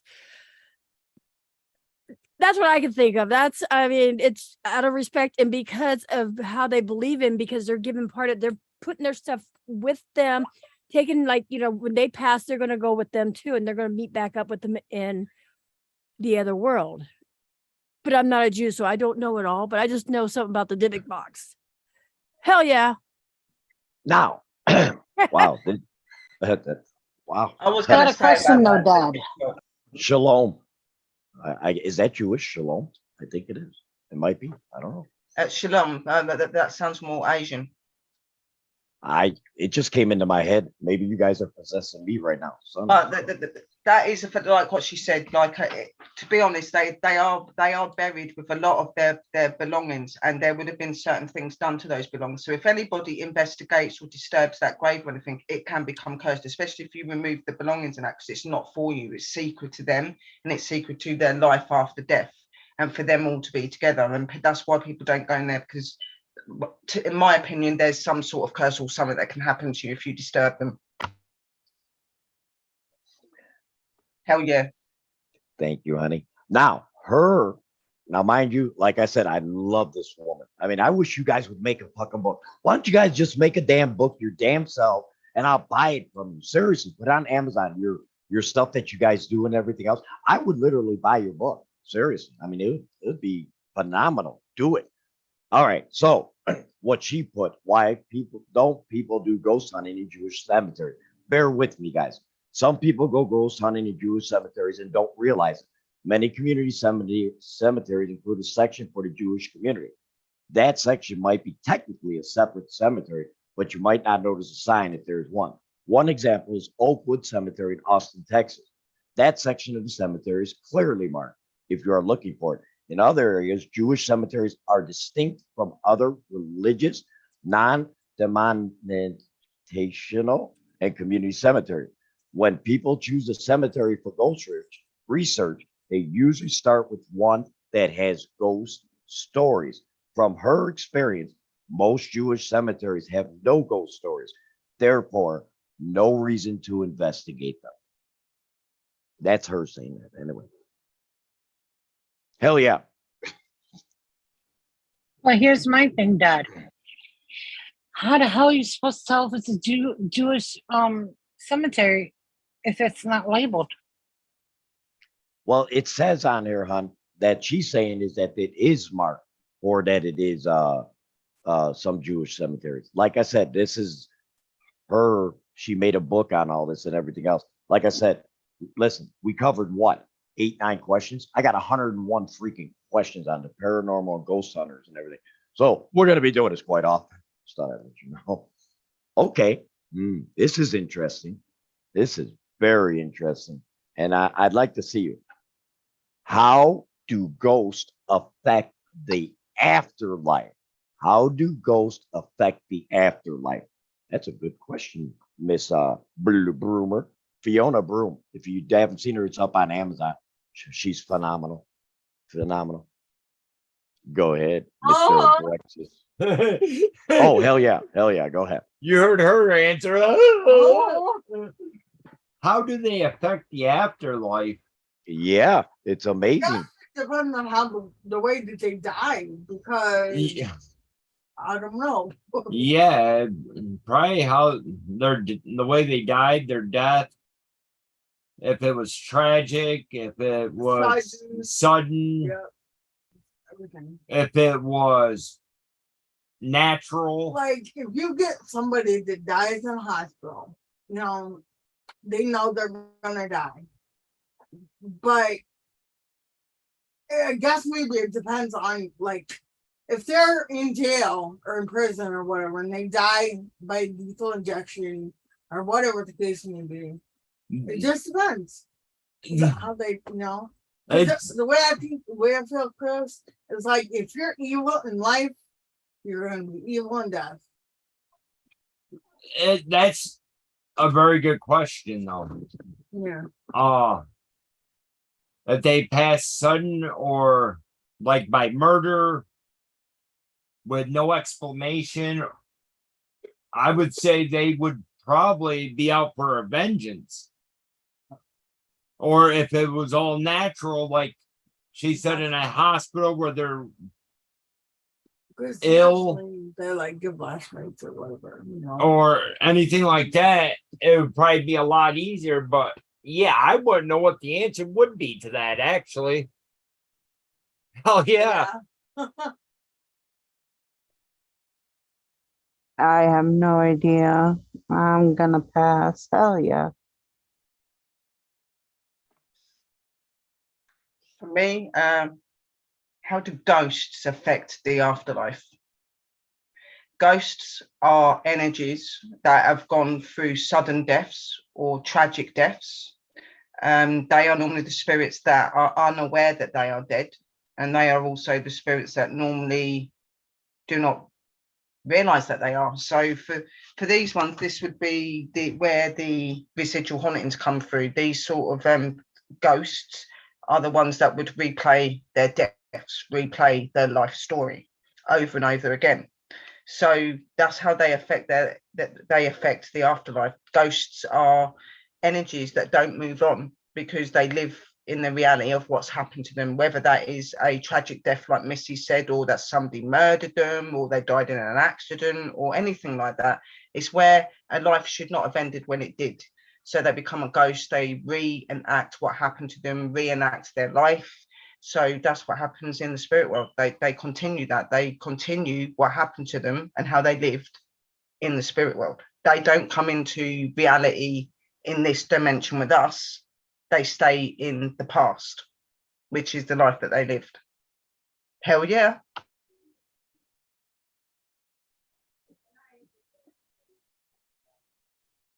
That's a hard answer.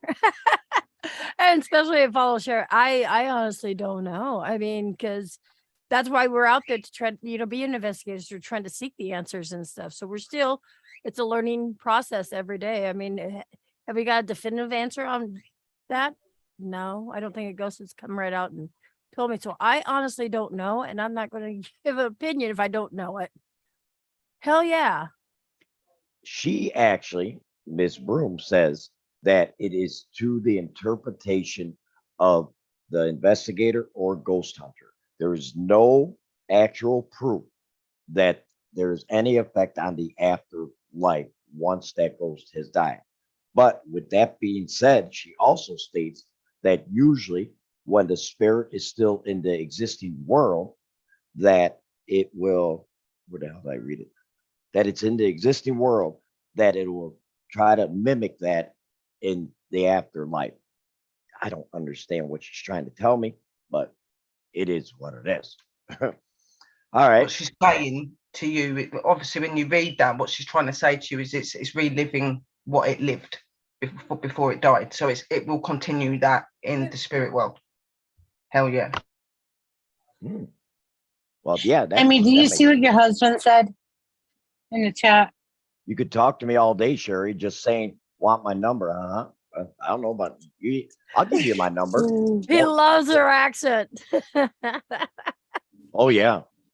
She's So do I. hey, That's why when she talks, I'm like, I know, and I follow after her, and so I kind of like, wait, yeah, I'm gonna agree with her. No. Hello, Why? Vance. Why do you like my voice? Seriously, it's so boring. No, it's not. It is No, so you have like it's mesmerizing. You've drawn. the I'm calming telling you, you're voice. drawing me in. You are literally drawing me in as you're talking. Seriously, you are. No, go. Excuse me. Okay, Sherry, next. hang on, Dad. Let me say something. Sherry, how long have Yes. you known you?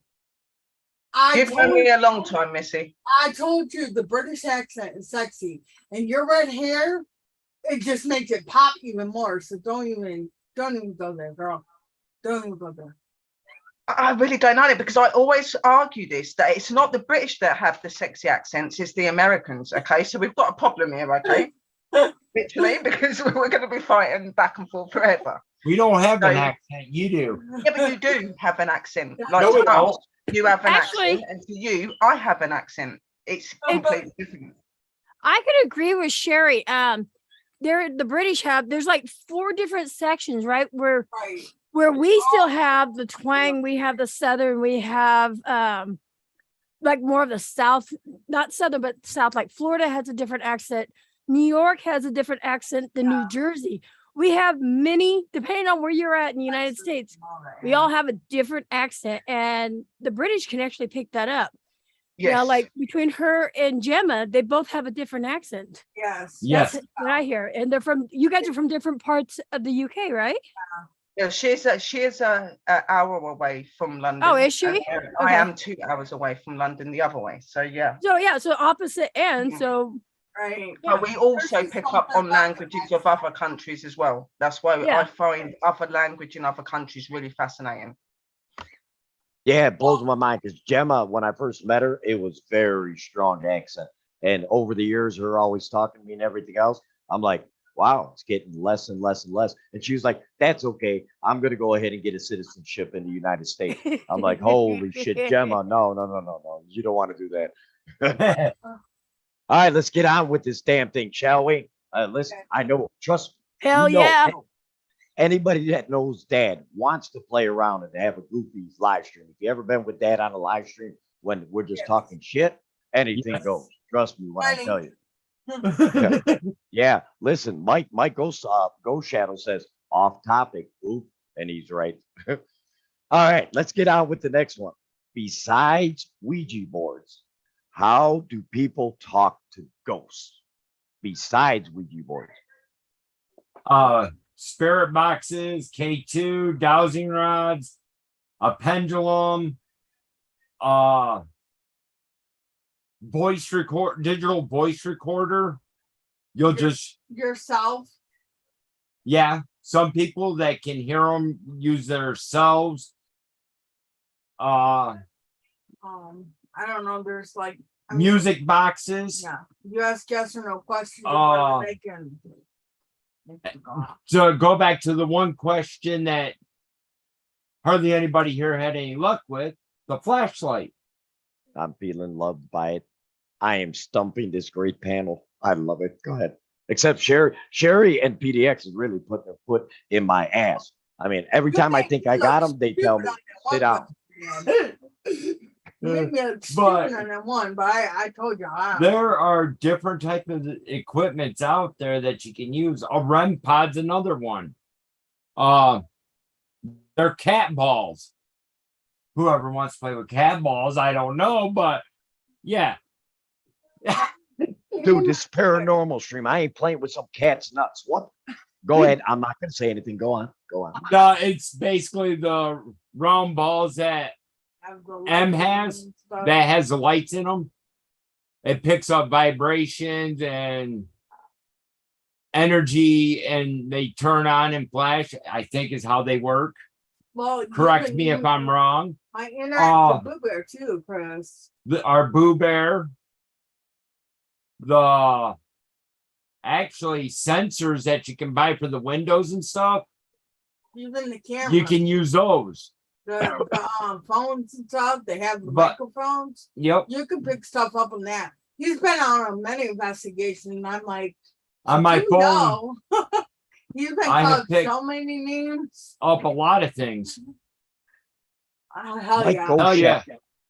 Mike Ghost Shadows turns around and says he sees a lot of people also using cat balls. What the fuck is wrong with you paranormal people using cat nuts? Oh my God. Whoa. Okay, go You're ahead. only nuts in your mind. Okay. It's not their fault. They're bigger. They're not actual cat balls, Dad. Yeah, you know they're that, right? toys. No, I actually did cats. think they were cat nuts. I'm not gonna lie. They're toys for cats. Say hell yeah. I did say hell yeah. Oh, you did say hell Yes, yeah? I did. Hell fucking yeah. Shh, you swore at me. I never swear. Go ahead. There's one that they missed, tarot cards. But yeah, there's like 8 billion different ways you can communicate with a ghost. Tarot cards, pendulum, dowsing rod, spirit box, voice recorder. Squirrel likes my headset, lights, cat toys in general. TVs, computers. I mean, anything that's electronic you can use. So there's really any way you can talk to them. Hell yeah. I agree. Nearly every piece of paranormal equipment is a way of communicating with spirit. As these people have said as well, you know, you've got things such as you've got your spirit apps, you've got dowsing rods, pendulums, reading cards, you've got symbols that can communicate with spirit just by doing certain things, by putting candles and herbs and things out. I use herbs to communicate with spirit. I use nature to communicate with spirit. I use music and sound and vibration to communicate with spirit. There is not anything in this world that's not capable of communicating with spirit. There is always a way of communicating with spirit in this world. It doesn't matter what it is. It's just about you believing in it and you hearing in it. That's what it is. And you know, like most people would go along the lines of using their paranormal equipment or being spiritually open and using certain things to help that happen. Crystals and stuff as well. That's another way, putting your crystals out with your candles and your incense and things, you're away. Meditation, music. There's just so many aspects to communicating with spirit that we could not name this list because you'd be here, like I said, for days. So hell yeah. Wow. Oh, again, I gotta follow her. Dang it. You know what PDX Paranormal saying? She's saying, why in the fuck could I not go first? Because everything that they're saying, I'm agreeing with. Yes, that everything that everybody's agreeing with. But then I also look at it too. There's skeptics that it doesn't matter what kind of equipment you can use to try to show them. There's always going to be that in the back of their head, like, is this really happening? Is this what I really heard? But the spirits will also try to communicate with those skeptics, like certain things that, you know, you would smell. Even, I don't care who you are, skeptics, there's odors you've smelled in your house, like roses or like perfume or something like that, that's not there, that was a loved one. And that's them trying to communicate with you, whether you want to think so or not. But as for everything else, yes. Everything. I mean, I do agree with you with the odors. Because let me tell you, my sister-in-law, they smell grapefruit. And that was a family member. They always used to smell grapefruit around Christmas time. Yeah, you can use bells too. Like they can come and tap bells and stuff, you know, just anything pretty much. Everything's touchable. Everything's usable. Yeah, like, and whatever they can use their energy for, and you can communicate. Yeah, we're more open-minded, but if you have a skeptic out there, they're not going to be that open-minded. But the spirits are going to try to tell them, "Hey, I'm here. Pay attention to me," and give them little. Clues. So that's what I believe, and I just gave myself goosebumps. Dang it! Hell yeah! I watched Amy from What the Paranormal. And she said, I believe that they could communicate to her sister if they really wanted to. Oh. Yeah. They can communicate wherever they want, they need to do. Yep. Exactly. They can, can't they? Oh, yeah. turning a toaster on. It's a communication. They're letting you know that, you know, no random toaster is just going to turn on its own, is it? Unless there's somebody there doing it. So they do communicate with you. So that is a good fact. Squirrel likes my headset. Every time I put my headset on, he has a message. Like Nina said, there's that little whisper in your headset. Yeah, your fan's coming through again, Nina. Just thought I'd let you know. The next Not my one. fan. Well, yeah. The next one I got, and this is actually very good. I've asked this of big time paranormal channels, and they all agree with what I agree with what they say. Why does all of paranormal investigators or ghost hunters say never to use a Ouija board?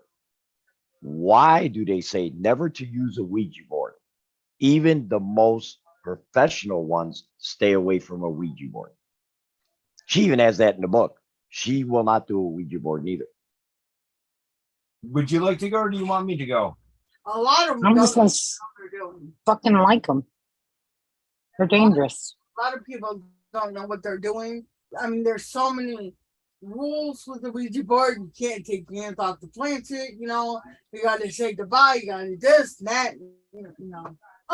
No, I don't fuck with it. Thank you. I'm done. I won't touch them. I will not touch them whatsoever. I have been told by 3, 4 different people I'm an open door as it is to the paranormal, and it could be dangerous for me and whoever's around me. I just won't fuck with it. You have to say your prayers at the beginning. You have to be polite, say hello. It's hard telling who you are talking to. They could say they're your mother and it's Not really. something else.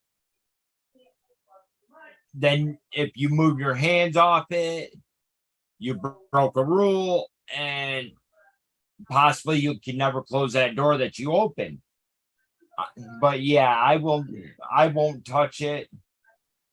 I won't mind having one, but I won't touch them. There's 3 things that I would never touch, use, do, whatever. I would not have a Ouija board or do a Ouija board. I will not have a gibbet box, and I will not have what's it called? Oh, do a seance. Nope. But yeah, with that being said, you can keep the Ouija board as far away from me as possible. Hell yeah.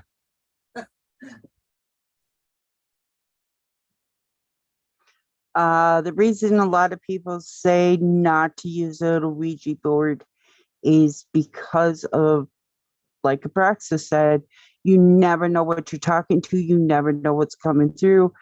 And you break one rule, you can easily never close that portal to the other side again, which means that you have multiple spirits and other non-mentionable things come through, and you could get harmed really bad. I actually had a friend that went psycho from using an Ouija board because she never closed that portal properly. Hell yeah. Oh, wow. The Ouija boards are very, very dangerous utensils to use. Now, they were first formed as a game for the Victorian times, where they believed they were just playing an innocent game, but in fact, they were actually communicating with the other side. The fact with the Ouija boards is you're not communicating with loved ones or anybody that's good. It is actually a key, a doorway and an open to the dark side. Okay, Ouija boards are what bring curses and all very nasty energies that are very difficult to get rid of. You should never break the circle. You should never let the glass come off of the table if you're using a glass. You should never let the placket come off of the table. You should pray before and after your use of the Ouija boards. In my opinion, I had an ex-partner that bought an Ouija board from a witch fair, It was made. It's never been used. I've got it here. If you want to see what an Ouija board looks like, I have never played it. I never will play it because I do not agree in them. But I took this off of him for safety reasons because he is a nut job and he would not know what to be doing with one. So this is an Ouija board, guys. Okay. And you have got the platchet, which I will never put to the board, because once you put the platchet to the board, you don't even have to say anything. You open a doorway with them, okay? So never ever place the platchet on top. You have got a prayer that you say at the beginning and at the end. When you're opening these sort of boards, I know how to do it, but I have never attempted to try and play it. But you do an opening, asking spirits to come and communicate with you. You do the same closing it as well as what you would do in an investigation. The only problem is you're not communicating with loved ones and people like that when you're using the Ouija board. You're actually talking to the dark side. You're talking to energies that can be very dangerous to you, to your families. And it's where some of the most powerful and most strongest energies can come through that can cause your life havoc. So never, ever play with these darn things, okay? They are dangerous. They are very easily to pull you in because they are very beautiful, very, very beautiful. They're meant to be because they're meant to pull you in, but they really are not good news. The reason I've got this is because my ex does not know nothing about paranormal stuff or how to communicate, and I'd rather have it with me where it's going to be in safe hands than with some idiot that's going to cause everybody havoc. And hell yeah. And then that leaves me. I'm sorry, PDX. I'm sorry. Are And- you The and look sorry? on your face, Dad, and- when you seen that, I was ready to like, whoa. yeah, as soon as she showed the Ouija board, I kind of like flinched. Yeah, Mhm. yeah. You turned white. Now, see, to me, it's a whole big controversial thing. Anything you use to talk to the spirit world is a portal. You're opening it up, talking and communicating. Ouija board has a bad rep, just like pit bulls. They have a bad rap, you know, because they're always on the news, always this, always that, whatever. Ouija boards, back in the day, yeah, they were. I mean, Hillsborough made the Ouija board, which also made Monopoly. But Monopoly is a fun family game. And how come, you know, that's nothing bad. Everybody gets into it and you can play that for hours and hours and hours. I don't have an issue with the Ouija board, but if somebody makes one, it's depending on the energy that that person has put into that Ouija board. I mean, if it's like if they're making it for dark purposes or something like that, then yeah, if you go play with the Ouija board, that's going to open up the dark world. If you go in just to play and not like, you know, use it for a bad thing, like a lot of people have in the past because they didn't have the electronics that we have nowadays, so they use that. And honestly, I you know, and Mike said something about mirrors. Okay, so you go to I've been to Casadega there in Florida. Beautiful spiritual place. I love that place, the Casadega Hotel. At first, I was creeped out because the halls upstairs and downstairs was full of mirrors, long ones, short ones. When you're walking down the hall, that's all you can see is yourself. And they, you know, people say a mirror is also a portal, you know, so that's why back in the day they would cover them. But there at Casadega, these are people that, you know, believe in it, that do seances and stuff like that. They use the Ouija board, but they're not using it for a bad thing and stuff. You know, I guess you want to call them professionals. But my feeling about it, I don't have a problem with it. Anything I use to communicate with the paranormal is opening up something. So if you don't say your prayer before and after and stuff like that, or another thing I will not do is if I'm having a bad day or, you know, just not myself, I won't go to a cemetery. I won't go to an investigation. I won't try to communicate with them because then that's probably going to bring something else out that I don't want to know or don't want to hear. Hell yeah. Wow, you guys are really fucking lit up right now. Just saying, this is phenomenal. And if anybody is sitting there lurking, watching, or whatever the case may be, I want to give a special love out to Rex Paranormal, Froggy Love, PDX Paranormal, PWI Sherry, and make sure that you guys go ahead and follow their ass. As you can tell, they're very knowledgeable. If you get into the paranormal, or that is your type of thing, or if you're even inquisitive, them are the channels that you need to go ahead and hook up with. And Nina, you know I love you, honey. So I love I'm you just too, saying. girl. I'm just saying. But you're right though. You're right. It's all how you use it. But like I agree with Sherry, if you don't know what you're doing, don't touch it. And I do want to do give There is agree. a Exactly, lot of that's- negative energy that comes with it. The only reason I tell people not to do it is because I've seen somebody that has full used one of them and screwed their life up because of it. So in my Yeah, it opinion, I've happens. seen negativity. So And I do want to give a special shout out because he said he doesn't come up on panels, but this man, this whole stream has given so much intellect and everything else. And if guys, if you haven't noticed how this man is talking, Mike Ghost Hunter, this man, brother, I'm telling you, you have been phenomenal. I'm seeing all your comments, I'm seeing it all and everything else. It's just that I don't have the knowledge as you guys do and everything. And I do appreciate everything that you are bringing into this chat and everything else. And I'm just saying, I do appreciate you. Believe me, I do. Hawk Paranormal, welcome to the stream and everything else. So let's get on with the next one, huh?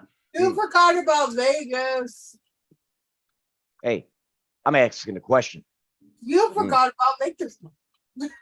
Vegas I did left. say Vegas. I did say Vegas.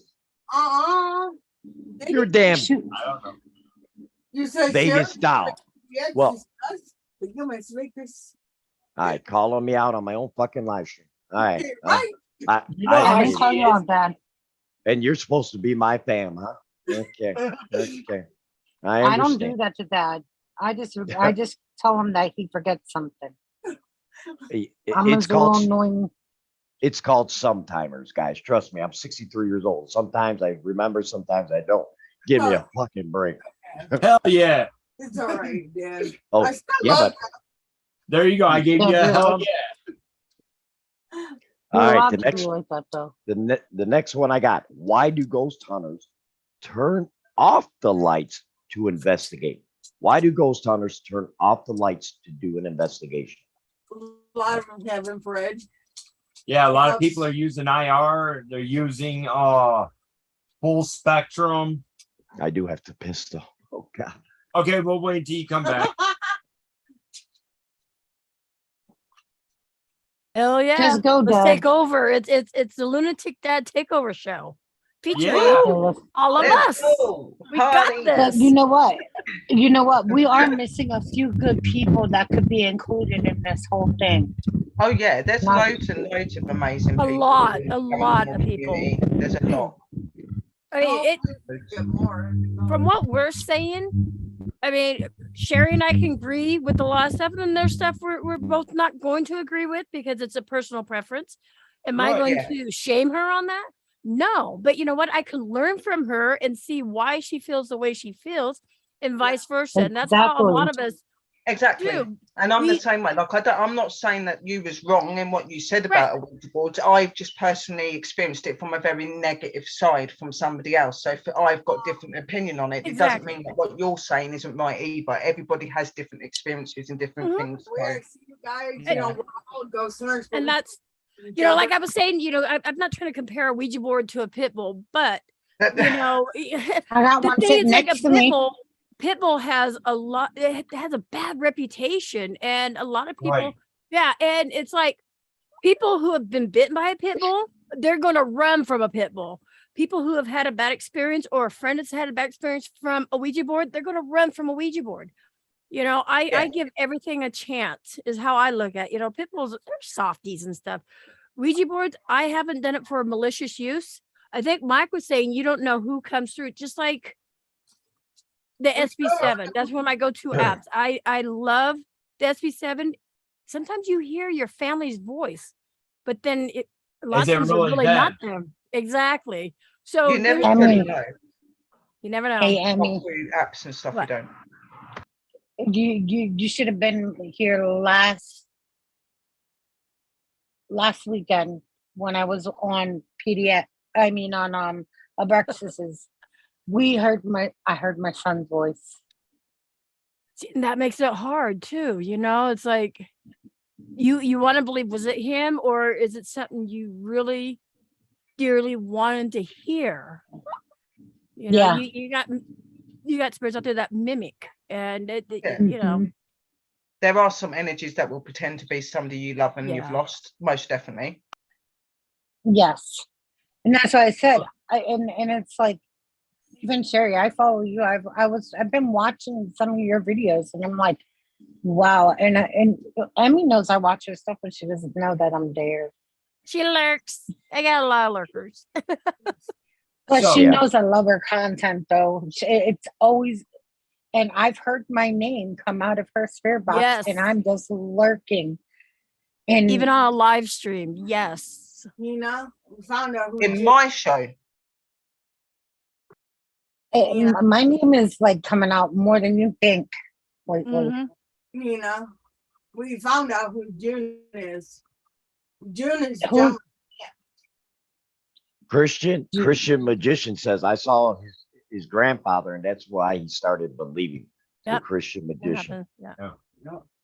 You Yeah. know, the funny thing is, before I even knew Nina, she Mhm. was lurking one of my live streams, and all of a sudden her name pops. So I was like, "Who's Nina?" Because it was coming through. I'm like, "Who is Nina?" You keep asking for Nina, and she pops in. And I didn't even know her. She goes, "My name is Nina. Who wants me? Who's trying to communicate with me?" So that's how I met Yeah. her. Me and And- Emmy have always been close. Always Yeah. have. and you'll find that with, like, if you're in certain rooms and you're going to certain shows and that, if they're paranormal, when they're using certain apps and that, names will be called out. I remember I would have my apps on constantly at times, and it would call Missy and Chris out. It would call certain other people in our chats out all the time. I still get it now. Yeah. I'll go into chats where they say my name. I think that spirits do very much connect to people that you connect to. They very much are aware of who you connect to, and they communicate to try to continue that connection. So Now, Missy, what were Very you interesting. saying? I think I know who June is. When we were on the live stream with Gemma and Dad and them, and she was talking about her aunt named June. I got that smell. I think Of maybe lilac. that's who it was. Yep. Was June. I'm not sure. I think. Mhm. Yes, Because we got that real strong smell of lilac. And she says she always wore a lilac perfume. Mhm. Hmm. So maybe that's what. But I don't know. Maybe they were just messing with you. That they knew you. I don't know. Maybe. Okay. Maybe I got my next question for you. Yeah. go for it, Dad. It Now was, this one's gonna be a lot easier, but I do want to know why. Okay, what was your favorite haunted houses you went to? Your favorite haunted houses you went to, and why? Did you want to answer the one that I started answering about why investigators turn off the lights? Yeah. Answer. Let's Oh. do that one. I didn't know that. Oh, I'm sorry. I went and took You You a went pee. You went pee, and then you we went were to the talking bathroom. I was going to finish. when you did Thank that. you, PDXM as a gem. See, she didn't put me down. because you went twice pee. now. Yeah, you want to see. So And we then we talked were about just- something else. Yeah, we discussed Oh. how Yeah. because Sherry and I had different answers. You know, we're all gonna be different. That's the Yep. thing. Yep. Oh my We're all god, my gonna dogs are be attacking. different. Hell yeah. Yep. Now, the reason why I think people turn the lights off because you got people out there running IR or what was the other There one? were- Static Yeah. cameras, something that involves with low light. And when you turn that light on, it's gonna brighten everything up even more. And you're not gonna get, in my opinion, the best picture when you're trying to catch something paranormal. Believe me, when we first started, we had our phones. Yeah, it was And- dark. It didn't work. Then we went to having a bright ass flashlight. It was a little bit better. Now we got infrared. So, go ahead. Hell yeah. Hell yeah. You didn't say hell yeah. I did too, just now. My excuse is I'm old, and so I get away with it. You guys are too fucking young to get all your tits in a tizzy. All right, next person. I'm sorry. A lot of people do use infrared, and they believe that. I know there's a couple of people that believe that if you have the lights on, the spirits won't come to you, and I don't know. It's everybody's different belief system. I personally like having some light because homie don't like waking up in the middle of the night to a spirit by her bed. They do it anyways with the lights on, but at least with the lights, I'm a little bit more comfortable. But I mean, some people use infrared, some people use night vision cameras.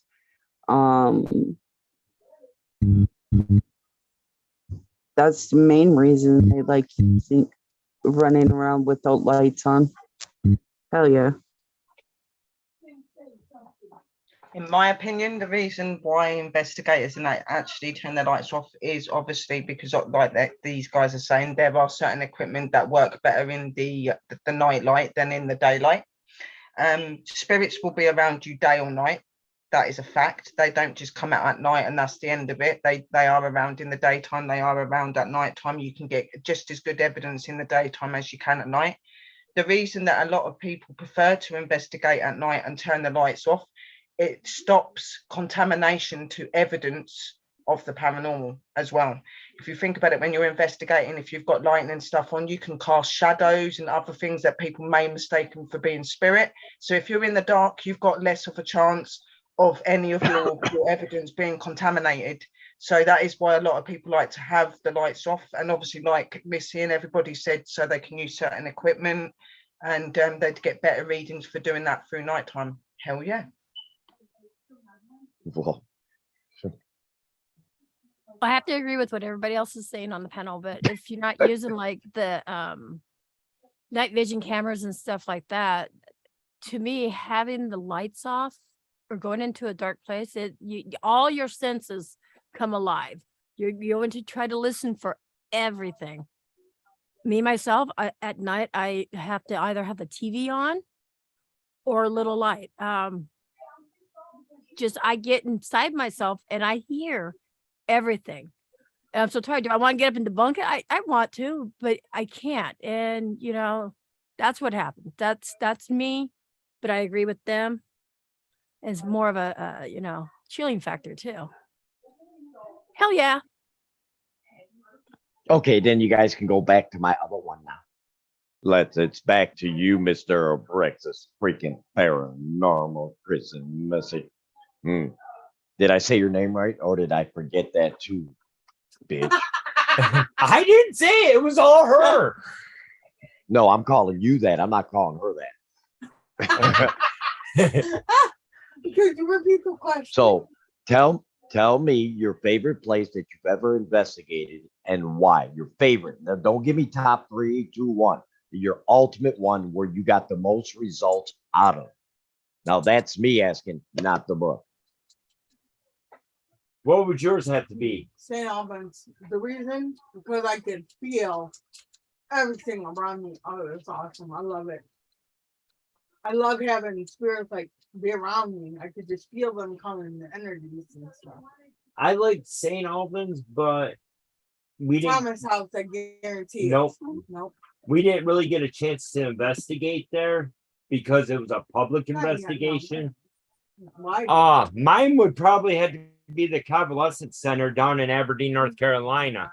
Sure. It's an old abandoned nursing home. The old Pinehurst abandoned nursing home. We've done 2 investigations there. The first one was crazy as it was. I started right out with being blindfolded. I had somebody walk me down the hall and I pointed off to my right and I need to go in this room. The message we got over the spirit box was please die. Lisa said, please. Yeah, they at least told me to please die instead of just die.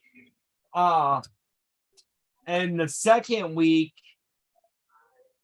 Second time. or it was the second week, then following week, the second time I should say, it was for Halloween. I picked out a spot, and I'm pretty sure you've seen that one where I was tied to the chair and blindfolded. Mhm. And I had stuffing around me. I heard a woman's voice. One of the people that was with me took a picture through the area where there should have been a glass window and caught. It almost looked like A human face or something. a demonic looking being, but it was basically that type of face. Just a messed up face. It wasn't demonic. It looked kind of more evil than anything. It was like almost like a Freddy Krueger face. But yeah, there was a lot of energy in there that night. We went there that morning, about 5 o'clock that morning, before we did that night one. And there was so much energy. I followed a shadow figure down the hall with my flashlight. Well, the other two went through the other halls to clear them to make sure nobody was in there. And I would have to say that was about my most favorite place I went to. Hell yeah. Hell yeah. My favorite place would be the Red Cross Cemetery. I know it sounds weird, but the cemetery, the church at the cemetery has a Red Cross. And the reason I like going to the cemetery is because there is a family, the Jensen family, and the kids and the dad coming to talk to us about what happened to them, and other spirits will come and talk to us. There was like 6 families that all died on the same day, just different years at that cemetery. And I like going to that cemetery. I feel comfortable there. Hell yeah. Wow. Wow. For me, it's really difficult because I've got two locations, and I don't like to do one and not the other because they're both equal to me. And for those reasons, my main one would be the house investigation that I said to you about, where I was attacked. Now, not the best place for what happened to me, but for like evidence of like scratches, bites, bruising, the skin that was coming off my neck, lots of stuff that was caught up on the cameras and through my couple of months that I stayed up with the family. The reason it's my best investigation because to me it brought most of the compelling evidence on top of having physical marking and stuff. So there was stuff there to show what we'd gone through. The fact that we'd done a 13 to 14 hour investigation getting rid of these negative energies. And the best feeling is knowing that you saved a 4-year-old child, a little girl, from a negative attachment. Yes, I've become possessed. I had things happen to me due to people not being truthful about everything, but we did get that situation situated. And then and the other one would be Robin Hood. I went to Sherwood Forest. I was given Sherwood Forest for 3 nights, so I was able to go and investigate there on my own. I went through the management, and with that I got a lot of what you would call poltergeist activity, things being thrown, voices coming through me and the other investigators, compelling evidence on spirit boxes, EVPs, even to seeing a manifestation of a spirit floating in the air going past one of my investigators of that time. So them 2 places for me are my places that will always stand out as my best investigations for 2 very different reasons. One, that I saved a family, and the other, just really, really cool evidence. So hell yeah. Damn. Okay. Me. Yeah, you got to follow that one, Jim. I know, man. Why? It probably. I have a couple places that I really, really enjoyed investigating. And then there's these other places I've gone to that's been hyped up so much, I didn't get that feeling. But you never know. If I go again, I may get that. So I want to say probably the best one out of the two. Oh shit, there's Jasper Gel and the North Carolina Battleship. Those two, I stayed all weekend in Jasper Gel, stayed like 12 hours at the Battleship. Those two, I heard so much and I couldn't debunk it and stuff. So I like those ones. But there's other places I want to go, like the Conjuring House. Yes. Let's all go to the Conjuring House. Hell yeah. Okay, this next one is going to be very interesting. Okay. Do ghost hunting apps work from the phone, or is it just picking up static? I want Okay. PDX answer that one. Yeah, Let's let I'll PDX let answer. PDX answer since she It's your keeps floor, ma'am. getting stuck behind in last place. That way she can't say, Get the good answers. Oh, sympathy order now, huh? This is just throwing out the sympathy card. Here, him. Look what I do have an answer for that. There's a couple of apps I would use if I didn't have my SB7, but my SB7 is my go-to every time. But there's two apps out there that, because sometimes you go to places and you don't carry everything sometimes. The two apps I would use would be the Ghost Hunting Tools and Necrephonic app. I haven't had a problem with those. When I do use them, I make sure the Wi-Fi's turned off, the data's turned off in airplane mode. That way, it's not contaminated or anything like that. But the SB7, I'd rather go to that. Hell yeah. And thank you for letting me go first. Wait a minute. Before we go to the next one, I'm saying the phone apps that people use. The phone apps, that's the Necrephonic app. That's one of the apps. And then the other one is the Ghost Tools apps. Those are the two apps I would use if I didn't have my SB7. But as for other apps, I've messed with a lot of apps and I've heard them constant repeat. And not even some of them, yeah, they're like, I don't know. But those would be the two. Okay. And the only reason why I say that is because this beautiful person that I got this book from and everything else, she was saying is that there is a Ghost Radar apps, and she was also saying that there is no difference between a 99-cent app or a $300 app. If the spirit is going to come through, it'll come through in anything if it's meant to come through, is what she's saying. okay. Well, if you're talking about being paid and what not being paid, I mean, back to Charity and you're in the park. No, I was just being nice to let her go first. Okay. Said she kept thinking she was getting the short end. no, of the stick. no, I'm following all you amazing people. Thank you. I appreciate that. But I actually do have to agree with you on one of the apps, the Necrephonics. That's one I was using that one day when we kind of freaked poor Lunatic Dad out because his name came right across it as Larry. And yeah, I can do that too. But anyways, the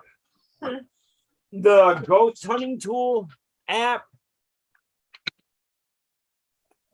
I had hit and misses with that. Right. The other one that I had real good luck with was the PXB7, which is basically the PSB7, but as the app version.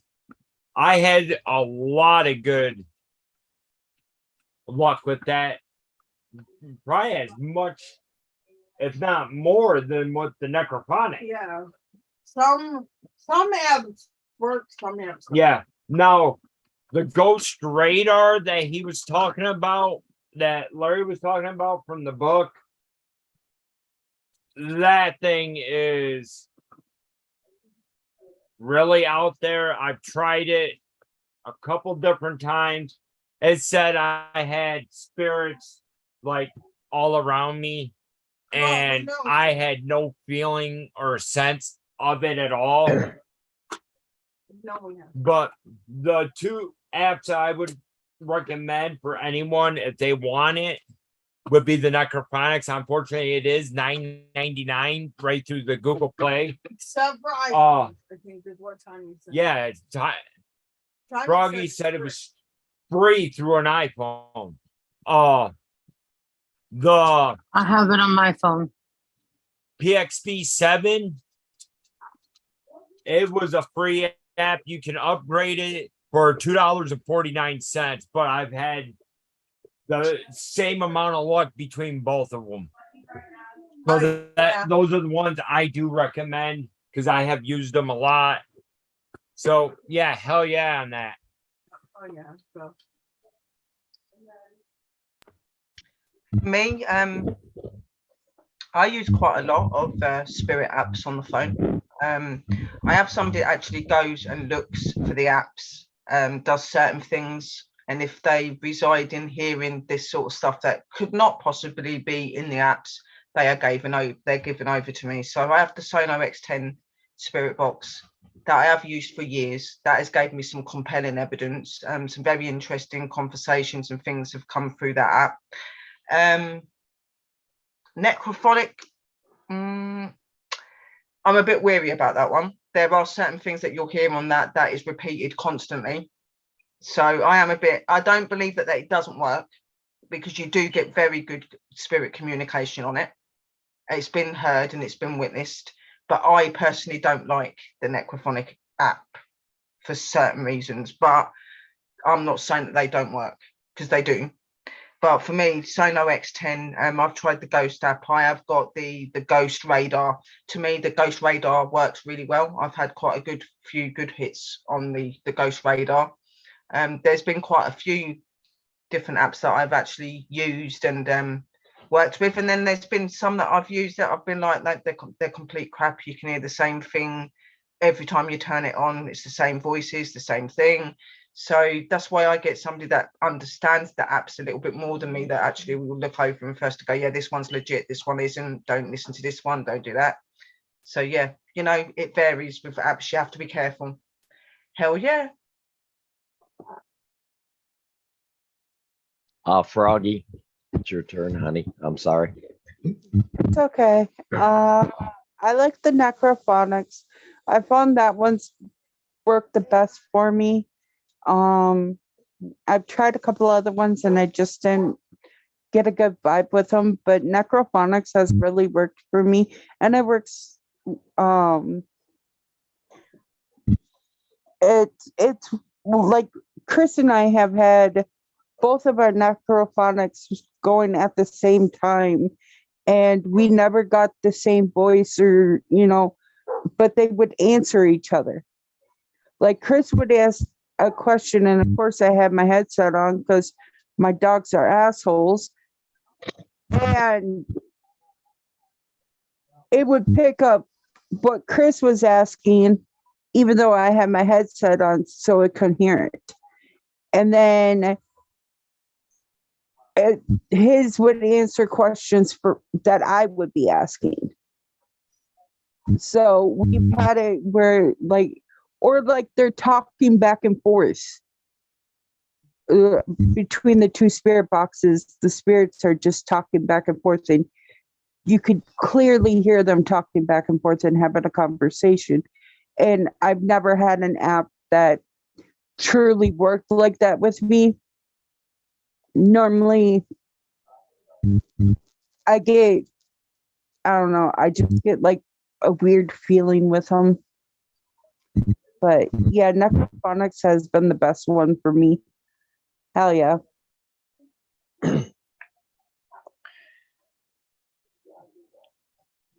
Now, I've got one here and I am interested to see what you guys' thoughts are on this one.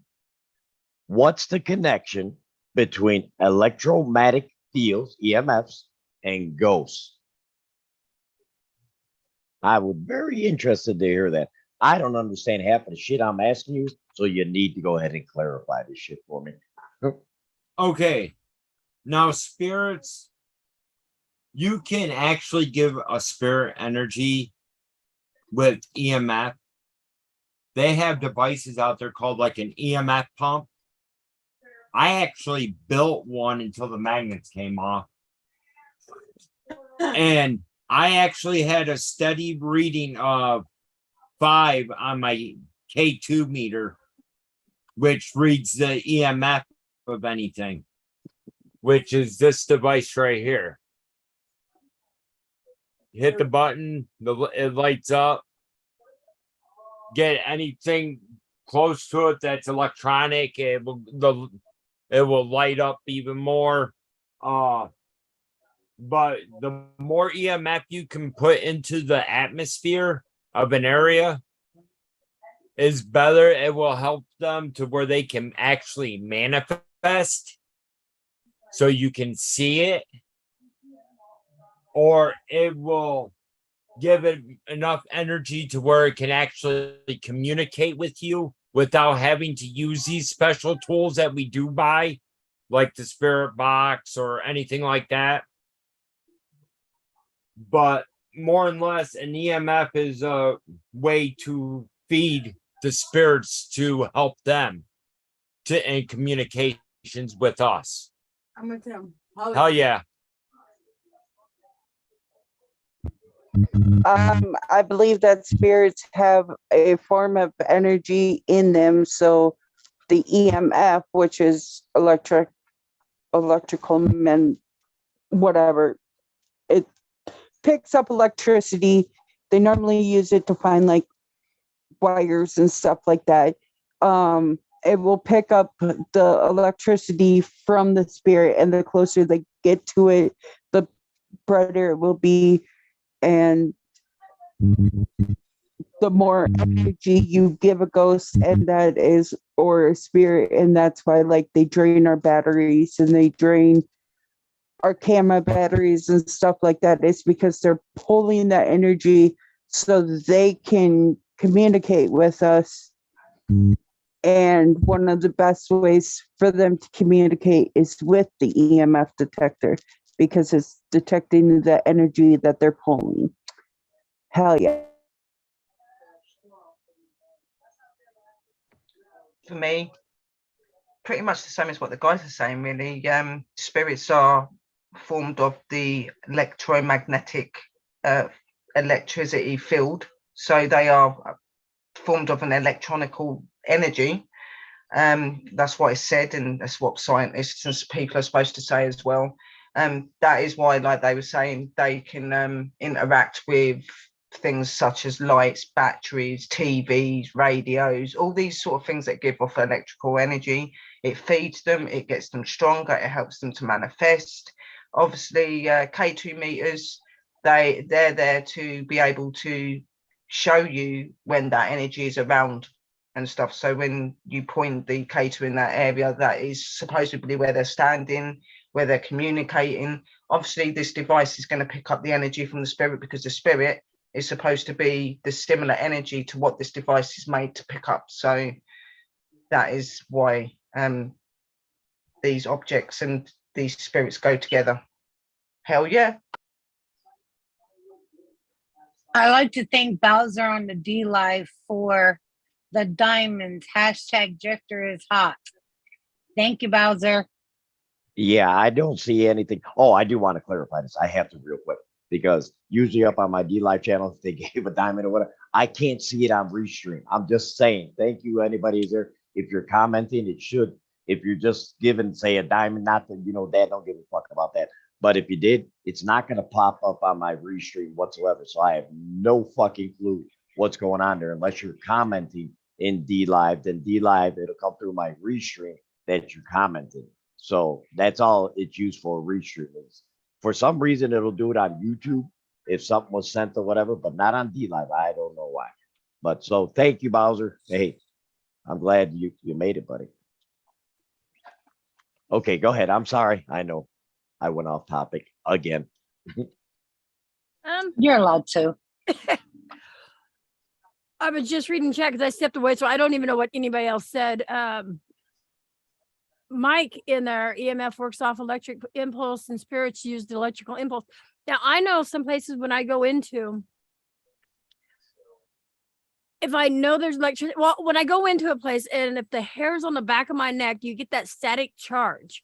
I try to walk around to find out where that's actually coming from or if it's in the whole entire place. But if there's no electricity in there and you walk in like a foyer and you get that static charge and then you go back through, you don't get it. That to me, that tells me that there's some kind of natural energy as a spirit coming through.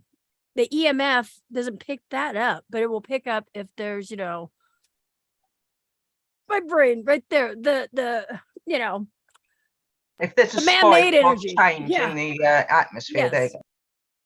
Yeah. So I go by a lot with my hair standing up and stuff. Hell yeah. Real quick with that one, with the no electricity. I actually own a house that has no electricity. Like all the wires are pulled out. There's not even main breaker box. And we still get EMF readings out of it. You go get. Are you getting EMF readings, or are you trying to communicate, or like somebody was going to say, sometimes there's cables that run under the ground, or you're close to like a power plant that could be strong enough to throw out the EMF? And it's only certain areas in our house, like the crawl space, the furnace room where there was a furnace, and the upstairs bathroom. And like that's how I know when there's a spirit around, because it will pick up, and there's like nothing around my house. Not That be electrical. Your fan's doing it again, Nina. Just thought I'd let you know. not only draining batteries and stuff, it can also drain you. We've been there. I've been muted the whole time, Dad. Well, I don't know. Maybe it's the fucking paranormal doing this shit to me. It's possible. I got all you damn crazies up here and everything else, and it's like that. Hey, Gallon Plays got a question for you guys. He says, "Hey, Lunatic Dad, can you ask them if I see a blurry person in the dark, is that a spirit?" Me, if it's not no one living in your house, and you actually see a person, my opinion is maybe this thing they call shadow people, which that was going to be my next question, by the way. What the fuck's a shadow person? But hey, maybe we can put this. I got one question for Sherry before she leaves. I'm not going yet, sweetheart. I'm not going yet, but I won't be able to be on much longer. That's okay, because we are coming to the end. We are coming to the end, but I just wanted that to be out there. Be right back, potty break. Well, see, I was gonna let him go. Because I don't. That's my husband in the background. Hi, hubby. How you doing? See a blurry person. He's taking a blow dryer. He's taking a blow dryer. This is what he's doing, Dad. I'm using your stop car, baby. To show Dad. Transparent or what? Oh. He's painting them and building them, Dad. That's what he does. I think Dad's froze. Is it transparent? Doesn't have to be. What? It's blurry. Did you answer my question? I'm waiting. We're waiting to. Somebody had to go to the bathroom. I don't know what's going on. I got told that there was a question for me. You wanted to answer a question as well, so whoever's going first. Yeah, go ahead. Come on, girl. You guys. Is there a such thing as a dark figure, like a If he's seen a blurry, he woke No, up, it's he's not. seen a Hold, blurry vision. He's seen a blurry vision, and he's not wondering, is wake. that a spirit? Hmm. So am I having to answer the chat and then answer the question this lady's got for me? Right, for the starts, okay, right. And when you're seeing a you know, like a blurry vision of a person walking in your room, this could very well be a spirit. This could very well be an hallucination of your mind. You might have opened your eyes and moved your eyes sideways a bit quick, and you might have thought you've seen something. You can't really say if it is or it isn't unless you see it physically go past you and then walk in your room and come towards you. That's a bit of a different story then, because you've got it actually trying to interact with you at the same time. But if it's walking past you, yes, it could very well be a spirit. Be very wary.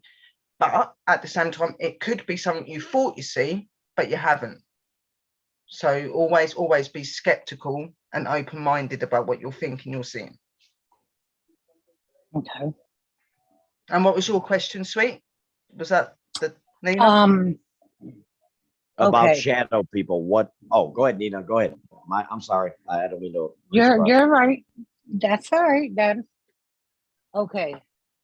So one time, I don't know if my eyes are playing tricks in my head. Black, all dressed in black, shadow figure. You don't see a face. Standing right by my door. And then when I turn back around, gone. Turn around to go in the refrigerator, because here's the refrigerator. Here it stands. And I had to turn around and go back in the refrigerator, but then it was gone. What would that be explained as? Well, there are many different sorts of spirits that can let off. You can have a normal human spirit that would just show as like a black shadow because it doesn't want to be seen. It doesn't want its features to be seen. It wants to be hid. It just wants to be left alone. Then you've got shadow people that can be good or bad. You've got demonic spirits that are supposedly let off in a dark form, like a dark black mist or smoke or a black figured shape. There are so many different entities that it could possibly be. And just because you see a black mass, don't always presume is something negative, because there is no color or equation in the paranormal that really specifically states someone. You know, like you hear a lot of these investigators goes, oh, if you see black and red, it's negative. If you see this color, it's that. No. Okay. You could get a white energy that comes towards you that is negative. Okay. You can get a black energy that comes towards you, and that there's nothing wrong with them. It's just how they show themselves. So I can't really answer to you what that energy is. All I can say is it could be either good or bad. Okay. And just be very open, be very aware that you know that it's there, and just that was the only time I seen it. I've never seen it before. That was the first time, and this is recently. About a year ago. I haven't seen anything. And you've not seen it since? Nope.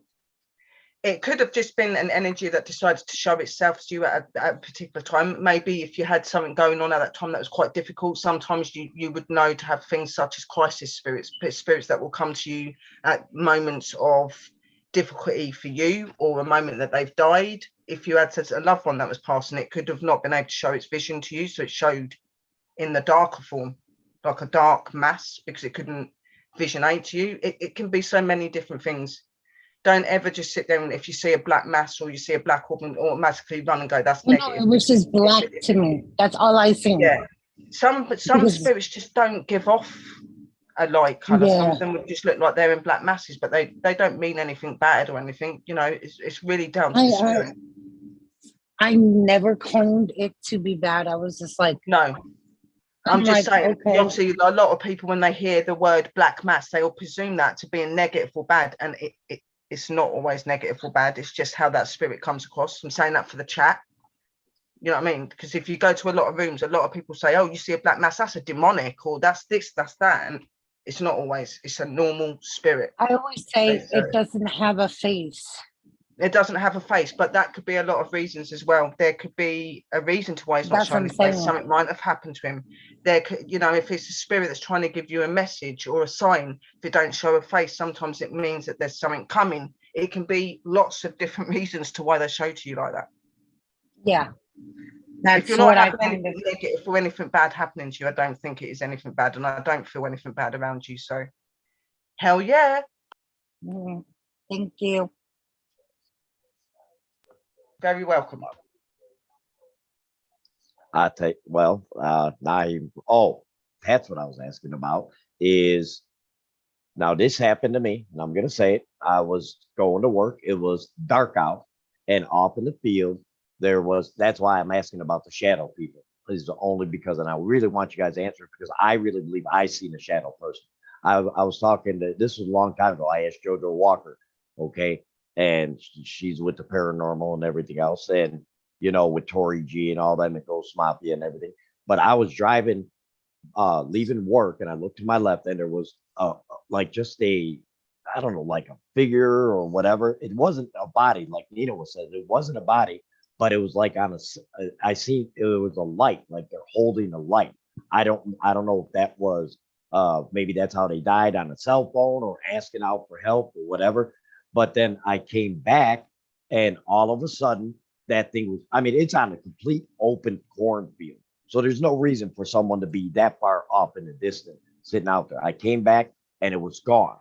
So that's why I'm asking about shadow people, because I get confused what is actually a shadow person and why are they there, and why don't you guys say them are ghosts, but you guys terminalize it as shadow people?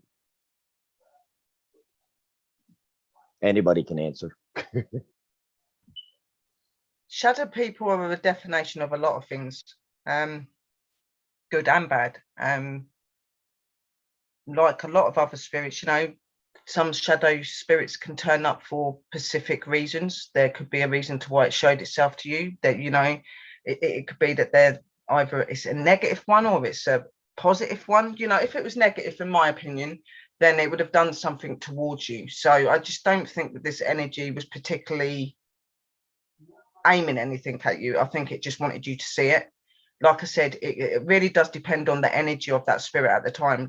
What the shadow person really is like it's a ghost. Okay, it is a ghost. Okay, but it's just in a different form, in a different way. So, and it's easier to call them shadow people because they look more human and they're a dark shadow. So we call them shadow people, but they are some sort of ghost. Okay, and they can be both good energy or bad energy. It really does depend on them. And sometimes they will manifest and show themselves to you like any spirit would. If it knows you can see it, or it's got an opportunity to be seen, it's going to show. Okay, it doesn't always necessarily mean anything bad. That's me. Hell yeah. Moving on to Chris or whoever.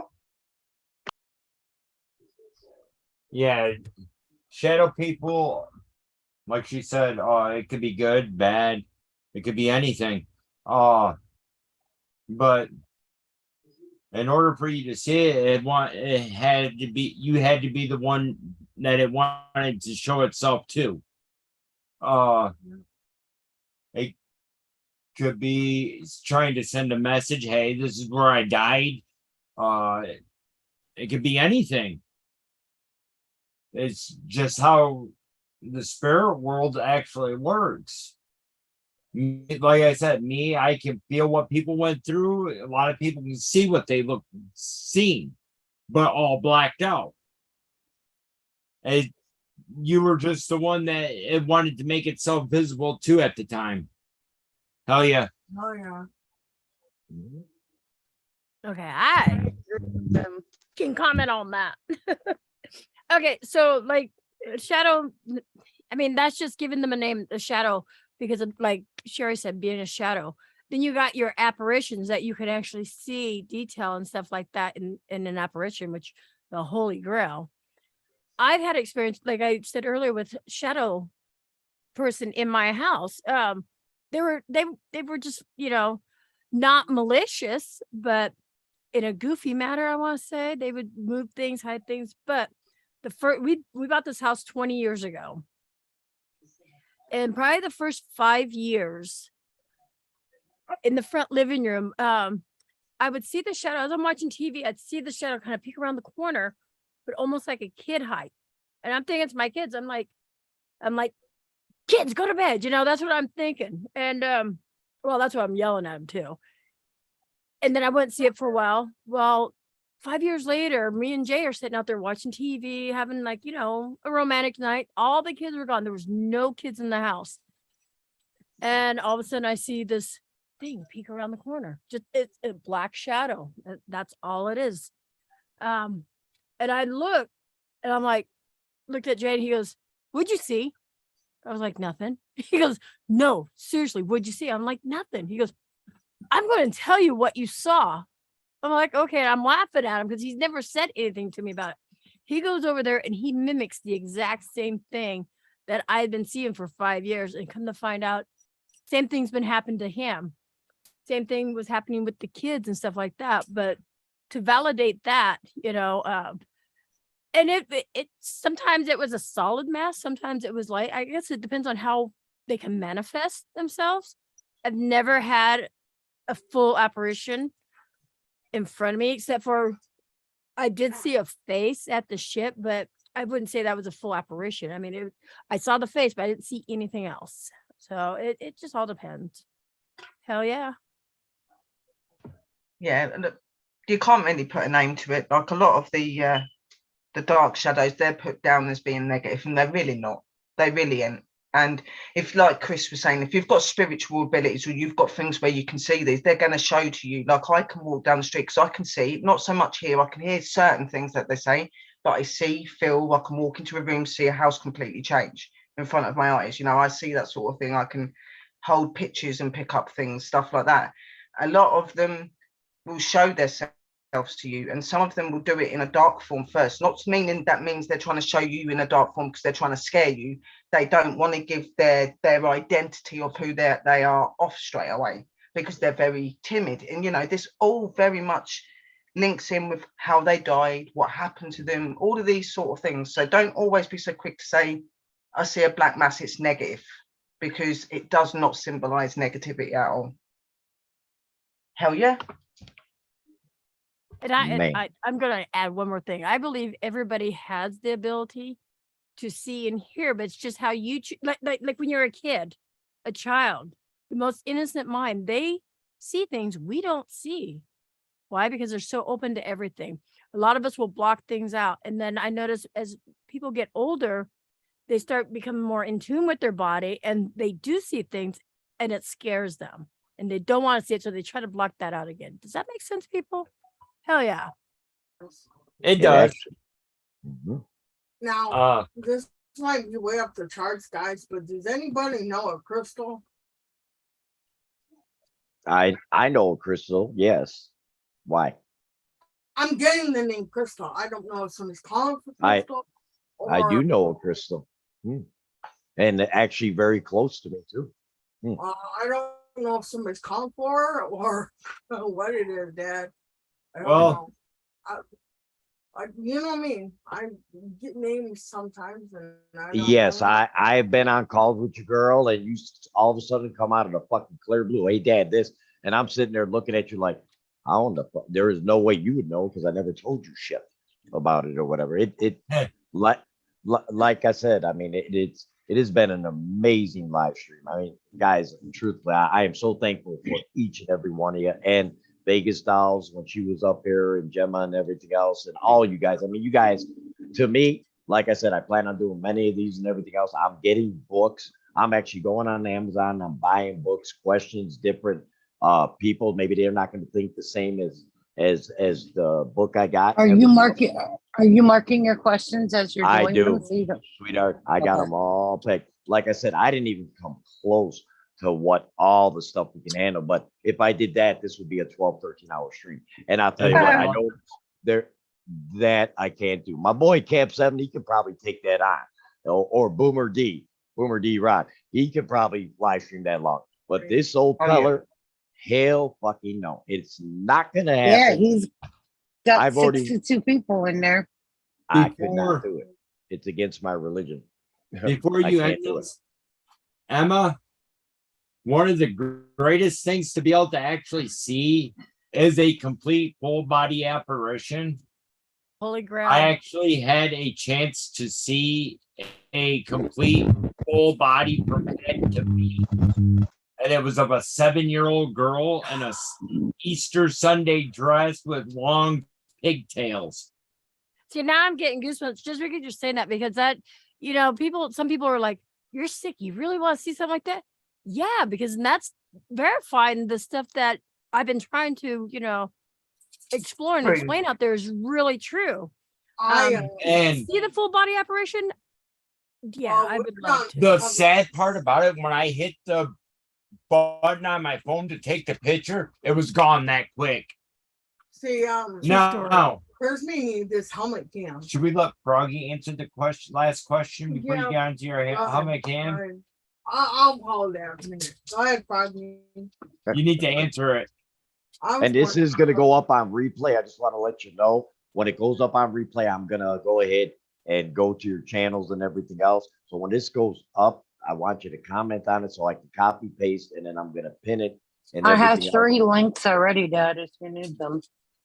Yeah, I'm going to need it because, like I said, for you guys to even be up there this damn long, I've taken a lot of your time out of your night and everything else when you could be doing so much more. But I know this is what you guys love. I know you guys, this is you guys and everything else. Dad, always. This keeps me out of trouble. Exactly. All right, so here's what we're going to do. One by one. Froggy answer? Your shadow person question? Yes. Froggy. Oh, I thought she answered it. No. I thought you about sleep, honestly. No, she didn't. Go ahead, Froggy. I'm sorry, sweetheart. I forgot the question. About shadow people. Oh, shadow people. Yes. Yeah, the shadow people just, they want to stay hidden. We have one shadow person that continuously ran across our living room in our old house, and we caught it on the camera a lot. We'd go back and watch that night's videos, and you could see it just dart across the room. And it did it constantly, but it would never show its features or anything. It was just shadow. So it didn't want to be seen. We're getting a lot of backdrop on her. We're getting a lot of static. No, it's not your fault, man. It's just I think you're being invaded by the paranormal spirit. That's what Now I think. it's the aliens this time. I'll confirm to that one. It might be. Is it squirrel? I don't know, but most of the time it does this, and I don't know why it's doing this. I think it's the connection on your headphones, hon. I think it's the headphones you're wearing, because I had to get a new headphone set one time because it did the same thing. People were telling me, Dad, you sounded like there's just buzzing coming out. Yeah, normally I use my mics, but because you said I had to use a camera, it was my phone. Yes, honey, you know, I always tell people, if you're on a live stream with Lunatic Dad on my channel, no icons. I want people to actually feel the person, because people just, like I said, some people allow it on their streams with icons. Not me. I mean, if you're gonna be enough to want to go on a live stream with that, then you got to show your face. Yeah, trying to be smart over there, huh? PDX, huh? Going with the icon. As I was saying, we used to have a shadow figure that just ran across the room constantly that we got on cameras. Don't ask why we had cameras inside our house, but shadow people just don't want to be seen. So hell yeah. Emma, you're talking about a full body apparition, okay? Chris made me this helmet cam because I can't hold the camera for crap. It shakes all the time. But he made this helmet cam. And I'm sitting there and I'm talking to my friend, and I caught actual person. Full body apparition. Standing there, like she was sitting. Yeah, sitting there looking, and she's like this, staring at me, like if I could see, that probably would have creeped me out. That's what I've always wanted to see, as a full body. My son Ozzy, we were driving down the road, and he just happened to look out in the field, and he's like 8 years old, and he goes, "Hey, why are there Indians out there?" Looked out there, there was no Indians. And he described a headdress on a chief out in the middle of a field, which is over by the ocean and stuff. And come to find out that is like a real Indian area, Indian burial ground and stuff like that, like part of the Indian reservation. And for him to see that, I got jealous. I'm just saying, I just want to see one. Like, So I made you jealous. Awesome. Can I ask where you're from? me, Oregon. I live in Oregon. Oh, okay. Yes, yes. But I travel. know. I've been traveling to the East Coast.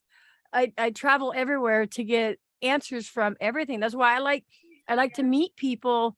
We're in And- Virginia, and I think that isn't J-Man the one that we were doing when we went to his one stream. On D-Live? Yeah. J-Mac What about- play- Wait, what about J-Mac? Does J-Mac play music on D-Live?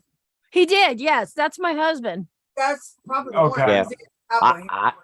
I call him Road Dog. J Mac is Road Dog. That's what he is. He's just a damn Road Dog. Hopefully we me- can St. Albans next year. All right, think- guys. We're gonna end this down. Otherwise, Nope, you go ahead and leave. We're just gonna do a takeover. Okay, I'm joking. I'm joking. Oh yeah, yeah. Well, hey, listen. Oh, yeah. Let's go, man, go. Thank you guys for Hey, supporting. Dad, was can I nice ask you a big meeting you. favor? It's really nice to see you all. And I want every person. What I want before you leave, I want to go ahead and. Whoa. Nobody's Yeah, I paying already attention. blocked it. I already got it. That's just some trolls coming in. Dad used to it. Don't worry about it. It is all good.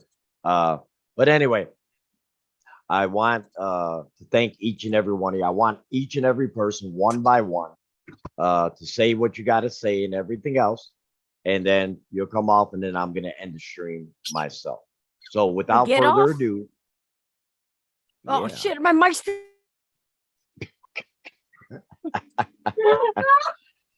So Wow. And you thought I was gonna be the one getting sexual. Oh, the first one he did it was Dad. What? You know that? and see PDX Evans Gem, she knows that she's gonna go there, and then Dad's mind goes like, but do we? Hey, listen, I will honestly say, this has been my best paranormal live stream in my 7 years ever doing this, and I do mean that sincerely. The answers, the quality of answers, the thought process, and the knowledge. Hopefully, that people who were listening to everything else takes a little bit and understand that this is the real fucking deal. What we have. This is the real fucking deal. Like I said, I've learned so much from you guys today. You have no idea. So without further ado, we're going to start with who wants to go first to get the fuck off this panel? Go ahead. Tell me. No, we're not. Terry, did you have to leave? Yeah, Sherry. Well, Go ahead. Go ahead am and say Sherry. something. Go ahead, honey. I'm Cherry. I'm from PWI Spiritual Investigators. You can get me on that channel. I am part of companies and stuff as well, guys. I am the real deal.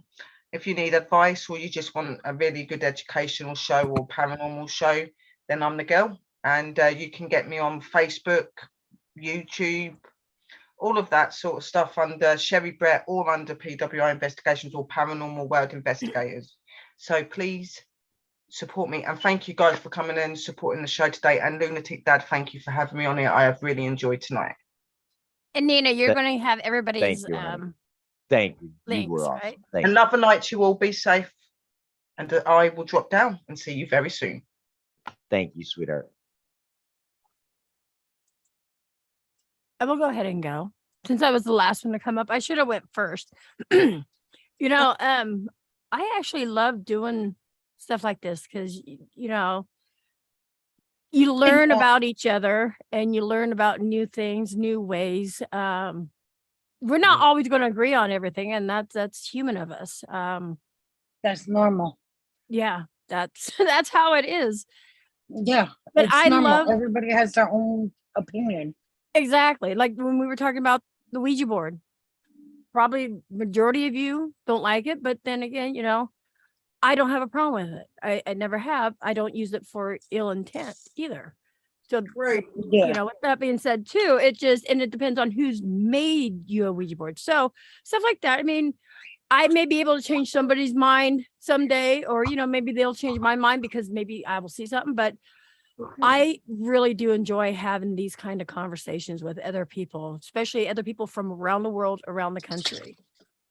And I appreciate that. Thank And you so also much for to having go me on. on with what you said, there's not one person that investigate right. There ain't nobody that investigates wrong. No. We all have our own style of investigating. Yep. And that's basically how it is. People might not agree with my gun-ho investigations like I do sometimes, but some people might enjoy the hell out of it. That's You know, just how I do my things. With him saying that, there's a really bad thing that happens out there. A lot of people say you're clout chasing. If I'm inspired by somebody on how they investigate, I'm going to incorporate how that into Right. my investigation to see how, you know, see if it will that work for me, if it works for them. But then you got those other people, oh, she's clout chasing. No, I'm inspired by these people. So that's how I look at it. Exactly. Can I address that, PDX, Gem? Yeah. Seriously, can I address that? First off, I've known you an extremely long period of time. Yeah. Okay. Let me make that perfectly fucking clear.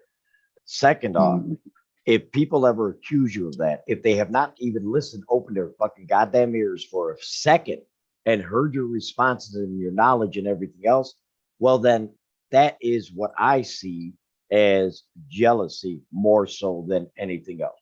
You're fabulous. You do a good fucking job. And I've always admired your work. So Thank you. Yes, so do I.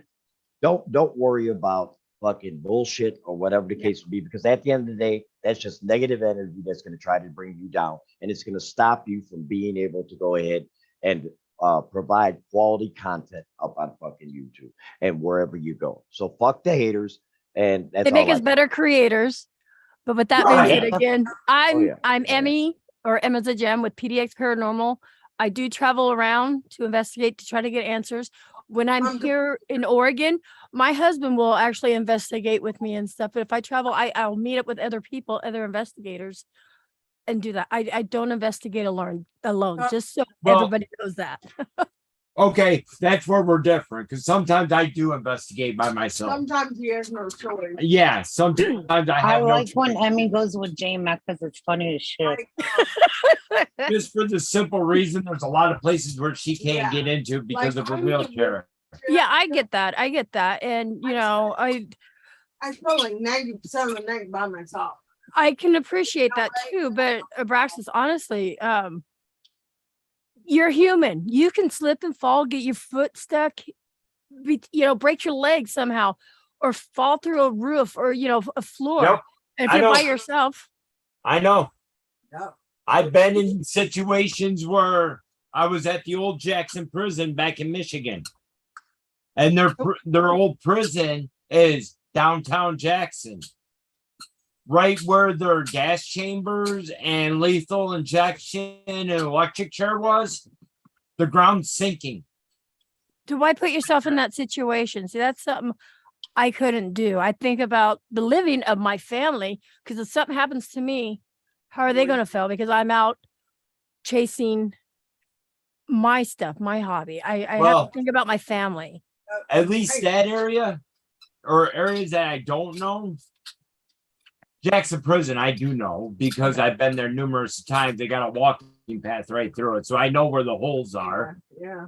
But if it's like a old abandoned building that could possibly break through, that's where I'm real cautious. If I feel some like bend or anything underneath my foot, I step back and I won't go hear you. no farther. I hear you. Even though I'm gun ho about trying to find this stuff, I still use my head. Good. Does anybody Would you else- advise I'm sorry, we're kind of off topic, but we're on topic. I would never advise anybody to go alone. I don't couldn't either. do that. Okay, there you go. Thank you. Rules, I We tell When I end my everybody- show, I said never go alone. Leave that shit for me. Does anybody else hear that? Oh, it's her. Hear what? Luna, It's Luna. Okay. Luna, the dog, the kids' But dog. again, That's my thank you so girl. much for having me on your panel. I always enjoyed you from afar and near, and There. Here, stop you may it. not always see eye to eye, but I do love you, Dad. Thank you, and I I know. would be more than happy to be on your panel anytime. Always. Yeah. Well, you got a permanent invite, huh? You got a Thank permanent you. invite if you're available. She has a challenge I for have you. a challenge for you. What? Go somewhere, sit down, and put on a blindfold. See what you hear. You'll be I can amazed. hear a lot of things. That's the whole thing about the nightness, to turning everything to dark. All I my know. senses come through, whether I have a blindfold, Right. if it's pitch black, and if I can't see my hand in front of me, to me, that's like having a blindfold, and every part of my senses and sensory comes on. Stop. Yeah. Hmm. But that's the whole reason for the blindfold. That's You the wanted reason to- why I put blindfolds yeah, you on. wanted to see what I Oh. go through. Oh. Because I can actually somewhat see in pitch black. I get that. Hey, Abrexis, we're gonna end Yes. this Hey, stream. hey. We're gonna end this stream. I have to go eat. I haven't eaten yet, and this is the longest stream I've done in like forever. So, again, love you, and PDX. I gotta, me. Like I And- said, you can leave. Love with you, it Dan. over. PWI. Like I said, we had Vegas House, PWI, Gemma Journey Grace, Nina. She's been doing all of her drawings and everything else. And Froggy, much love to you, honey. And believe me, you're a beautiful person. Never forget that. And your knowledge is very well. Like I said, you guys bounced off each other. I mean, it was very nice. And Abrexis with Chris and Missy. I mean, like I said, I am doing these in the future, more of them and everything else. And listen, I mean, and yes, I'm gonna try to, get certain people added in and everything else, whatever the case may be. But the first time I've ever done that, I blunked because what? See how you got it? Oh wow. Wow. See that? Did you not see how she stopped me in my fucking talk? Good shit. Oh, Good you shit. should see the one I got that Cab would love. Golden Hey. Girls. I'm gonna get up off here. Say Okay, goodbye to guys. Much love to each and every one of you guys. Have fun. Much love to you guys all. Guys, Thank you. you guys Thank you, all, Aunt Happy. you guys all can get off it. What's up, brother? You guys all can get off, and I'm going to say my final goodbyes to everybody in the chat and everything else. Much love to all you. Thank you. Much love, everyone. Have a good one, Dad. Or Larry, or Lunatic Dad, wherever you want me to fucking call you today. Gotcha, Chris, my brother. I'll talk to you soon. Yep. Go eat. Go eat. Love you, Missy. Love you. Go eat. Gotcha. Bye, Chris. Later.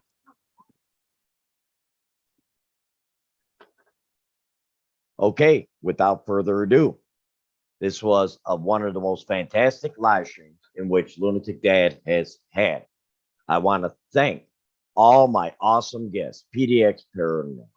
Come on, just freaking iconic. I mean, did you not hear that? PWI. If you did not go ahead and see what her answers were and everything else, I almost felt like I was still in kindergarten. Froggy Love, my sweetheart. Thank you for everything that you do and participating with your knowledge and your perspective on the paranormal. Gemma's Journey Grace, my daughter. Thank you, honey, for hanging out and everything else. Nina, Baby Yoda Nina, my daughter, another one. Beautiful heart, beautiful soul. And I am so much appreciative of having you. And Vegas Dolls, which was on earlier. I just want to tell each and every one here, don't worry about the hate. Remember to fucking create, because create will always destroy the hate. Guys, till the next time, we do a paranormal freaking video. And the next time we go ahead and we're going to have new questions and everything else. And like I said, I do appreciate you guys more than you can even possibly fucking know. So without further ado, Dad is ending this live stream. Give me a hell fucking yeah.